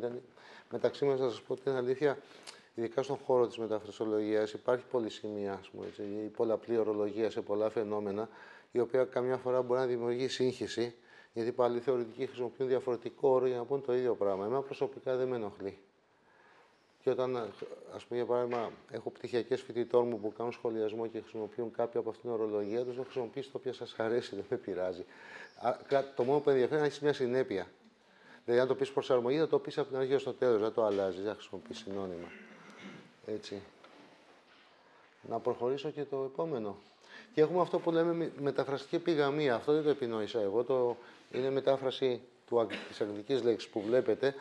Τον όρο αυτό τον εισηγήθηκε ο Κούρδος, ένας Κούρδος συνάδελφος, ο Ενέρ, Όπου ουσιαστικά τι θέλει να πει με αυτό, ότι στοιχεία από το στίχο αφετηρίας, από τον πρωτότυπο στίχο, χρησιμοποιούνται σε εντελώς διαφορετικό συγκείμενο. Πώς έφτασε σε αυτή τη διατύπωση? Είδε ότι στα τουρκικά πάρα πολλά κουρδικά δικά τους τραγούδια και επαναστατικά αλλά και παραδοσιακά μεταφράζονταν στα τουρκικά, αλλά κρατούσαν ένα πολύ συγκεκριμένα κομμάτια του τραγουδιού, τα πιο ανώδυνα αν θέλετε, και όσα τραγούδια με όποιον τρόπο εκτιμούσαν ότι θεωρούν την επίσημη τουρκική πολιτική, τα πετούσαν έξω και έβαζαν άλλα δικά τους άσχετα. Ναι. Αυτό, ο άνθρωπος αυτό το ονόμασε, και αυτό έχει γίνει σε πάρα πολλά τέτοια κουρδικά τραγούδια, το ονόμασε μεταφραστική επιγαμία. Δηλαδή, το επιγαμία έτσι το μετέφρασα εγώ. Ξέρω εγώ, κάποιος μπορεί να βρει άλλο όρο, αλλά αυτό είναι ουσιαστικά. Και το βρίσκω και πολύ έξυπνο τον όρο αυτό από την περιά του.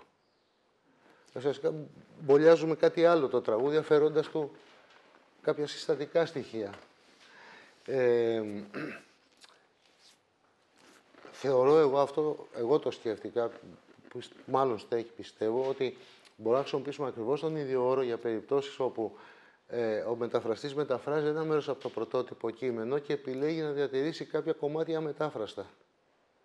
Ίσως και αυτό μπορεί να θεωρηθεί μια μορφή μεταφραστικής επιγαμίας. Και ουσιαστικά εδώ έχουμε δύο περιπτώσεις, ότι έχουμε ένα τραγούδι στόχο, ένα μεταφρασμένο τραγούδι μπορεί να είναι σημασιολογικά διαφορετικό από το πρωτότυπο τραγούδι ή να είναι παρόμοιο. Ας δούμε δύο παραδείγματα. Εδώ το Σεμπάστιαν, ας πούμε. Κρατάει το «Κάποιος με φώναξε Σεμπάστιαν», κρατάει κάποια στοιχεία, «The Candles Burning», μεταφράζει, το κρατάει αυτό. Εντάξει, τα Persian Eyes, Sparkle, τα πρόστιχα μάτια σου, όλα είναι κοντά. Ουσιαστικά έχει κρατήσει κάποια στοιχεία από το πρωτότυπο και από εκεί πέρα το υπόλοιπο το έχει αλλάξει τελείως. Αυτό θεωρώ ότι είναι μια μορφή μεταφραστικής επιγαμίας, όπου το μετάφρασμα διαφοροποιείται από το πρωτότυπο. Εδώ δεν ξέρω πώς το βλέπετε εσείς, αλλά σε τέτοιες περιπτώσεις έχουμε και λίγο παράξενα αποτελέσματα. Δηλαδή τώρα, είδατε που είπαμε προηγουμένως ότι πρέπει να υπάρχει και μια συνοχή. Τώρα, με βάση αυτά που γράφει εδώ, για παράδειγμα στη μετάφραση, πιστεύετε ότι το «Κάποιος μου φώναξε Σεμπάστιαν» έχει θέση? Δεν ξέρω. Νοηματικά νομίζω ότι υπάρχει μια μικροδιαταραχή σε αυτό, έτσι. Αυτό σε τέτοιες περιπτώσεις είναι συνηθισμένο, συμβαίνει. Τώρα θα μου πείτε γιατί γίνεται αυτό. Θα το δούμε μετά από το επόμενο παράδειγμα. Υπάρχει μια εξήγηση. Να το προχωρήσω. Είναι ο Σάκης ο Μπουλάς χωρημένος. Ορίστε, ο Σάκης ο Μπουλάς, ναι. Εδώ έχουμε, δεν ξέρω πώς το ξέρετε αυτό το τραγούδι, έτσι, το «That Side Are You» είναι πασίγνωστο τραγούδι, ξέρουμε πότε γράφτηκε και για ποιο λόγο. Το μετέφρασαν τα υπόγεια ρεύματα. Εδώ ουσιαστικά τι κάναν? Μετέφρασαν όσο νοηματικά τα κουπλέ και κρατήσαν το «Which Side Are You» στο ρεφρέν, όπως είναι. Έτσι. Εδώ κάναν δύο πράγματα, τα οποία εντάξει δεν μπορούσαν να κάνουν και αλλιώς. Ο στόχος τους εξ αρχής, γιατί είχα μιλήσει με έναν από αυτούς με τα υπόγεια ρεύματα και τον ρώτησα γι' αυτό, σε μια συναυλία που συμμετείχα στην Αθήνα, και του λέω πώς σας ήρθε να το κάνετε αυτό? Μου λέει γιατί μας άρεσε έτσι. Η απάντηση ήταν αυτή. Γιατί έτσι μας άρεσε. Και μετά μου λέει εντάξει, πέρα από το αστείο, το «Which Side Are You» είναι πολύ γνωστό. Εμείς θέλαμε να κάνουμε ένα επαναστατικό τραγούδι, ένα τραγούδι διαμαρτυρίας, να το κάνουμε και εμείς τραγούδι διαμαρτυρίας. Αλλά δεν μας έβγαινε με τίποτα το ρεφρέν. Έτσι. Το κρατήσαμε έτσι όπως είναι. Αυτό είναι ένα στοιχείο, γιατί εάν θεωρήσουμε ότι το πιο αναγνωρίσιμο κομμάτι ενός τραγουδιού είναι το ρεφρέν του, και αυτό που απομνημονεύεται και πιο εύκολα όταν υπάρχει ρεφρέν, γιατί υπάρχουν τραγούδια χωρίς ρεφρέν. Αλλά όταν υπάρχει ρεφρέν και υπάρχουν και τεχνικές για τον στιχουργό ή για τον τραγουδοποιό, ότι πάντα ας πούμε, οι οδηγίες που λένε ή οι πιο παλιοί μας λένε προσπαθήστε το ρεφρέν να το κάνετε πιο απλό, να απομνημονεύεται εύκολα.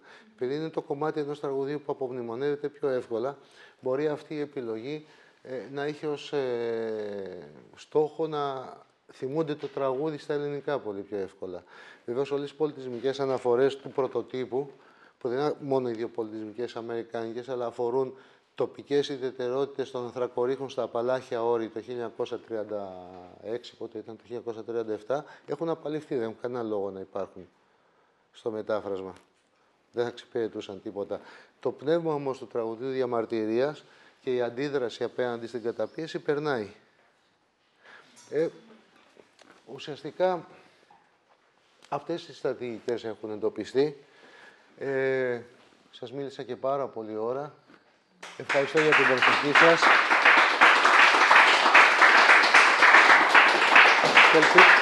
Ελπίζω να μην σας κούρασα.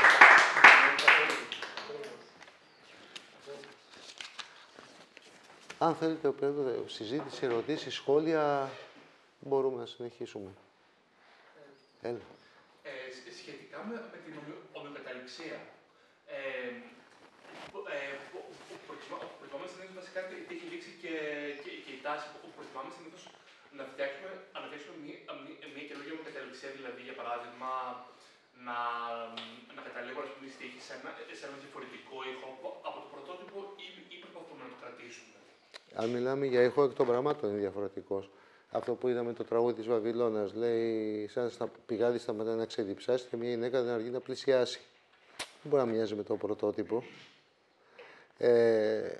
Αν κατάλαβα καλά την ερώτηση που κάνετε. Ναι, φυσικά. Έτσι. Απλώς αυτό. Τι γίνεται συνήθως και αν ίσως είναι κομμάτι της διαδικασίας τουλάχιστον να προσπαθήσει κάποιος μεταφραστής τουλάχιστον να έχει την πρόθεση να κρατήσει την ομοιοκαταληξία του. Εντάξει. Στο βαθμό που μπορεί να γίνει και διαθέτει τα συγκεκριμένα γλωσσικά μέσα, ναι, είναι καλό να υπάρχει ομοιοκαταληξία. Η ομοιοκαταληξία βοηθάει και στην καλύτερη προσληψιμότητα του τραγουδιού. Έτσι. Ας πούμε, γι' αυτό υπάρχουν παιδικά τραγούδια χωρίς ομοιοκαταληξία. Ενώ τραγούδια άλλα υπάρχουν πάρα πολλά που έχουν μέτρο ρυθμό, αλλά όχι ομοιοκαταληξία πάντα. Ναι, σαφώς βοηθάει και είναι και, αν θέλετε, και κριτήριο αναγνωρισιμότητας και ενδεχομένως και για κάποιους και κριτήριο ποιοτικής μετάφρασης. Αλλά δεν είναι πάντοτε εφικτό. Σίγουρα όμως πρέπει να υπάρχει ο ρυθμός και το μέτρο. Δεν μπορεί χωρίς αυτό να σταθεί. Αν και το μέτρο αλλάζει. Τώρα που το σκέφτομαι, τώρα το σκέφτηκα. Δεν φαντάζομαι ότι το κάνω για προμοσία. Στο καινούριο δίσκο που έκανε ένα fusion. Πήρα ελληνικά παραδοσιακά τραγούδια και ιρλανδέζικα και έκανα ένα αμάλγαμα. Εκεί άλλαξαν και τα μέτρα και οι ρυθμοί. Δηλαδή μια μπαλάντα σε 4/4 την έκανα 9/8 αζεμπέκικο και 8/8. Έτσι. Ένα τραγούδι του γάμου μακεδονίτικο που είναι σε 7/8 χορευτικό, το έκανα ιρλανδική πόλκα. Αυτό γίνεται, συμβαίνει. Αλλά εκεί δεν άλλαξα τους στίχους, αυτό δεν ήταν μετάφραση, ήταν άλλο πράγμα ήθελα να δω. Θέλω να πω ότι ακόμα και το μέτρο μπορεί να πειραχτεί. Και παρόλα αυτά να υπάρχει αναφορά στο πρωτότυπο τραγούδι. Χώρια που πολλές φορές, ειδικά με τα παραδοσιακά, συμβαίνει. Ας πούμε, ένα τραγούδι που γράφεται σε 7/8, σε μια άλλη περιοχή το ίδιο τραγούδι να παίζεται σε 5/8 ή σε 4/4, ανάλογα. Ναι. Ειδικά με τα πνευματικά δικαιώματα, δηλαδή, τι γίνεται, δηλαδή, παίρνω ένα τραγούδι, το αλλάζω, το κάνω τροπιό, δηλαδή υπάρχει κάτι... Ναι, βεβαίως. Αν εξαιρέσουμε τα παραδοσιακά τραγούδια, τα οποία δεν καλύπτονται από δικαιώματα, τα πιο πολλά είναι και αγνώστου δημιουργού. Στα υπόλοιπα, ναι. Πρέπει, δηλαδή, δεν το κάνεις έτσι. Πρέπει να πάρεις δικαιώματα. Πώς? Να μας το πει απλά τα όρια, πώς θα το πω, δηλαδή. Τα κριτήρια να μην θεωρηθεί ή να πεις ότι είναι εδώ τώρα πέρα παράδειγμα, εδώ δεν χρειάζεται να παράδειγμα.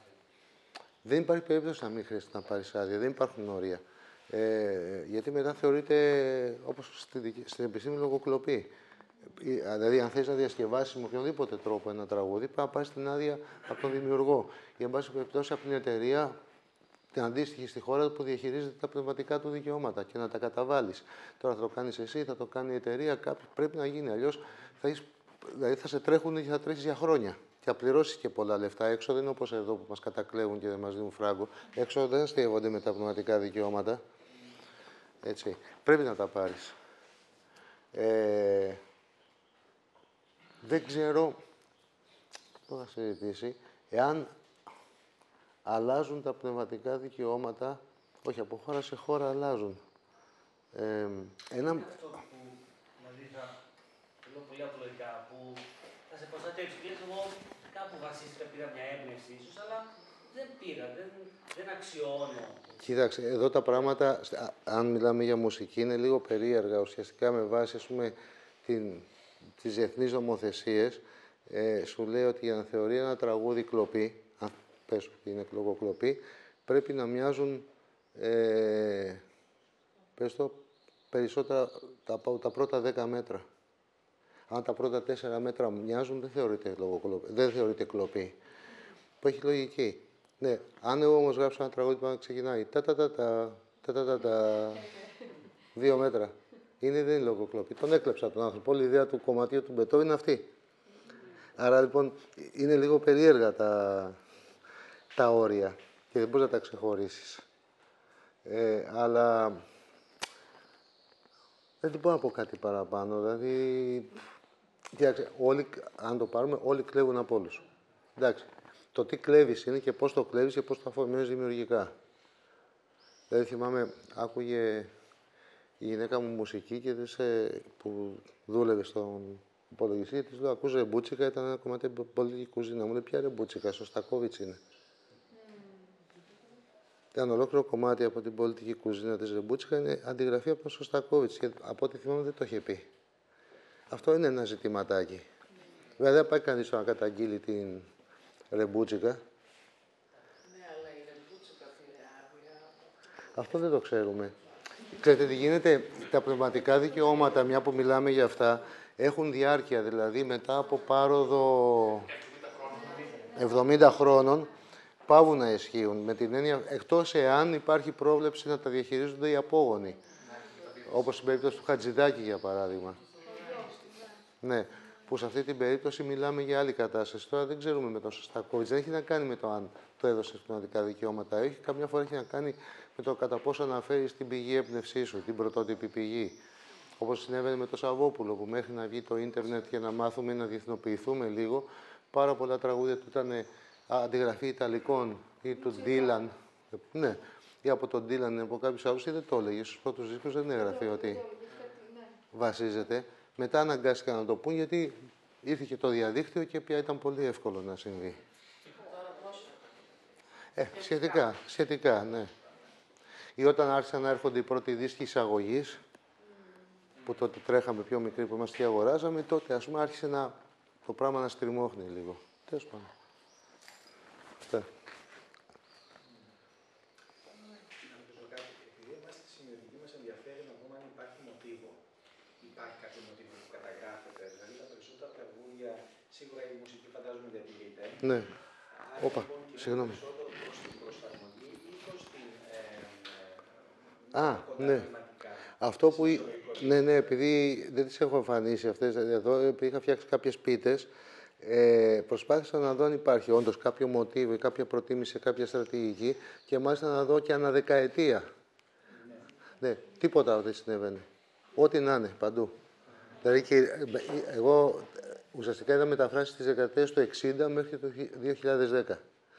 Σε όλες τις δεκαετίες βλέπουμε ποικιλία στρατηγικών και όχι μια σαφή προτίμηση προς τη μία ή προς την άλλη που να βάλουμε μοτίβα. Το είχα σκεφτεί γιατί λέω μπορεί και η εποχή, ανάλογα και με τις συνήθειες, έτσι και με διάφορες καταστάσεις, να οδηγεί προς μια συγκεκριμένη πρακτική. Δεν βγήκε κάποιο τέτοιο ασφάλεια συμπέρασμα. Οι διακοιμάνσεις ήταν πολύ μικρές. Δηλαδή, τη δεκαετία του 60 είχαμε, ξέρω εγώ, 40% μετασχηματισμό, 40% προσαρμογή, 20% επιγαμία. Το 70 ήταν 35%. 42, δεν είναι τόσο μεγάλες οι διαφορές που να πες, μου φτιάχνουν μοτίβο. Ναι. Όταν ένα τραγούδι εμφανίζεται σε κάποια ταινία, ναι. Υπάρχει όμως το τραγούδι που έχει κυκλοφορήσει σε αυτή τη χώρα, δηλαδή έχει ενδεχομένως προς μια προσαρμογή. Στην ταινία εμφανίζεται με βάση την προσαρμογή στη χώρα ή γίνεται μια νέα μετάφραση από τον υποτιτλιστή ενδεχομένως. Εξαρτάται, αν μιλάμε για υποτιτλισμό, αυτό εξαρτάται από την εταιρεία διανομής. Μπορεί να αναθέσει νέα μετάφραση σε μια ήδη υπάρχουσα. Τώρα, αν μιλάμε για θεατρική παράσταση ή musical, πάλι εκεί εξαρτάται από το σκηνοθέτη. Αν θα θελήσει μια διαφορετική μετάφραση ή θα κρατήσει αυτή που ήδη υπάρχει. Δεν υπάρχει ένας κανόνας για αυτά. Ναι, απλώς συνήθως, εάν ας πούμε ο σκηνοθέτης η εταιρεία διανομής θελήσει κάτι καινούριο, θα πρέπει να προσμετρήσει για το κόστος της νέας μετάφρασης, και αν τη συμφέρει ή όχι. για τις θεατρικές παραστάσεις, ό,τι γνωρίζω, τα τραγούδια πρέπει συνήθως διασκευάζουν ήδη από το πρωτότυπο στίχο κάποια πράγματα, να μην θυμίζει τελείως το αρχικό τραγούδι και μετά σου ζητάνε να μην κάνεις μετάφραση με βάση την πολύ γνωστή μετάφραση, να αλλάξεις πράγματα, γιατί αλλιώς πρέπει να πάρεις την άδεια του. Α, μπράβο, αυτό, ναι, είναι ένας... Ακριβώς, ναι. Θέλει τα πνευματικά δικαιώματα και στις ταινίες. Από το μεταφραστή Σωστό. πληρώνεις. Επομένως, σου λένε, άμα θες πάρει μια ιδέα, αλλά άλλαξε. Και γι' αυτό και αυτοί αλλάζουν λίγο το λάδι. Ναι, συμβαίνει, ειδικά όταν δεν μπορεί να πληρώσει η όποια παραγωγή δεν μπορεί να πληρώσει τα συγκεκριμένα δικαιώματα. Στην κερκυραϊκή σκηνή άλλαξε τον τίτλο ενός θεατρικού, το Talk Talk, το έκανε Talk επί 2. Και άλλαξε μέσα κάποια πράγματα, γιατί όχι, δεν είχαν λεφτά οι άνθρωποι να πληρώσουν τα δικαιώματα. Και γράψανε βασισμένο στο Talk Talk. Αυτό το κάνουν πάρα πολύ.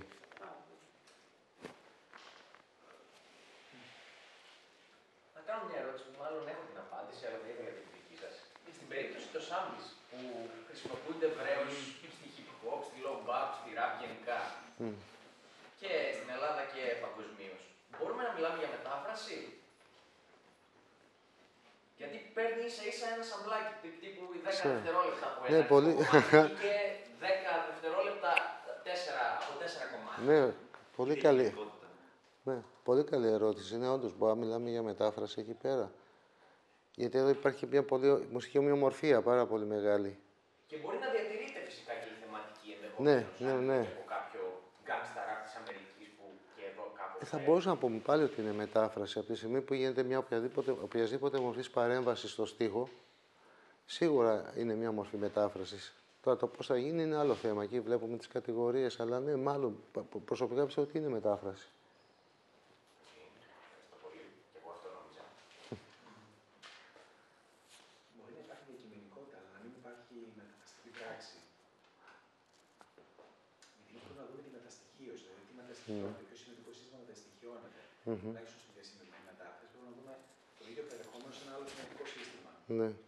Άρα λοιπόν, εδώ ενδεχομένω να υπάρχει διακειμενική σχέση, αλλά να μην θεωρηθεί εντός ευρωπαϊκών μετάφραση. Βέβαια, εδώ υπάρχουν και η γνωστή διαμάχη το τι ακριβώς είναι. Ακριβώς, ναι. Είναι μετάφραση. Ισχύει, ναι. Ισχύει και αυτό. Εγώ το θεωρώ, με βάση και την ανάλυση που έκανα, θεωρώ ότι είναι μια μορφή μετάφρασης, γιατί ούτως ή άλλως έχουμε μια παρέμβαση, όπως και να την έχουν κάνει, είτε και οποιαδήποτε είδος μεταφραστικής στρατηγικής να χρησιμοποιήθηκε, μια μορφή μετάφρασης είναι. Με βάση αυτό που λέει ο Έκος του εταιρείας μετάφρασης, μάλλον θα συμφωνήσει μαζί σας. Ναι, έτσι φαίνεται. Έτσι φαίνεται. Υπάρχει κάποια άλλη ερώτηση, απορία? Όχι. Να αποδεσμεύσουμε τον κύριο Κεράλια, ευχαριστήσουμε. Και εγώ σας ευχαριστώ πάρα πολύ. Να είστε καλά. Να είστε πολύ καλά. Να είστε καλά όλοι. Είναι πάρα πολύ το θέμα. Βέβαια είναι δύσκολο. Έχουμε αρκετά άτομα στο μεταπτυχιακό συμμετοχής που είναι από μουσικές σχολές. Συνήθως προσεγγίζουν το θέμα του τραγουδίου σύμφωνα με τις ισοτοπίες. Δηλαδή στο πιο γλωσσικό κομμάτι.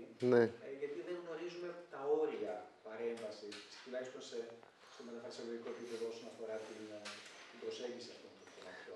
Εντάξει, ποτέ δεν είναι τόσο σαφή τελικά. Εντάξει, είχα πει κάποτε, δεν ξέρω αν ισχύει, αλλά όπως κάθε μεταφραστική απόπειρα, έχει έναν α ή β βαθμό ασάφειας, γιατί ουσιαστικά είναι μια ανθρώπινη δραστηριότητα και αντικατοπτρίζει την ασάφεια της ανθρώπινης φύσης. Όπως δεν μπορείς να εξηγήσεις, γιατί ενώ πας από ένα συγκεκριμένο δρόμο στη δουλειά σου, σήμερα σου ήρθε να πας από κάπου αλλού. Αυτό είναι μια μορφή ασάφειας. Το ίδιο λόγο δεν μπορείς να εξηγήσεις, ας πούμε, κάποια στιγμή, γιατί μεταξύ 2-3 εξίσου λειτουργικών και αποτελεσματικών λύσεων τελικά αποφασίζεις τη μία. Ισχύει σε μεγάλο βαθμό αυτό.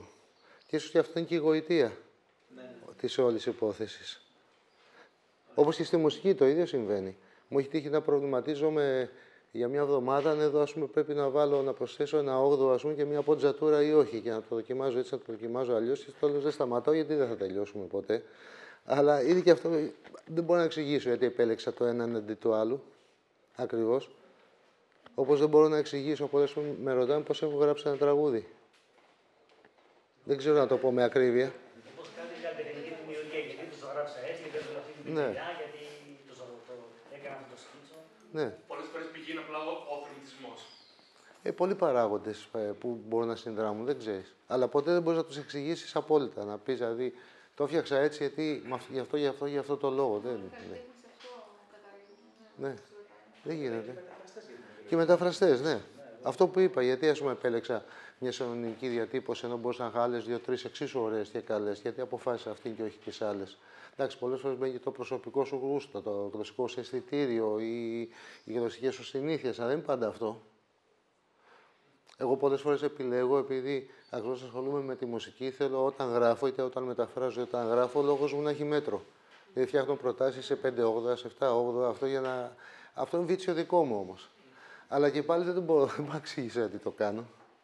Ή πώς το κάνω και γιατί αποφασίζω έτσι και όχι αλλιώς. Εντάξει, είναι... Νομίζω ότι είναι η γοητεία όλων αυτών των καλλιτεχνικών και ανθρωπιστικών επιστημών. Όλα αυτά. Και εγώ ευχαριστώ.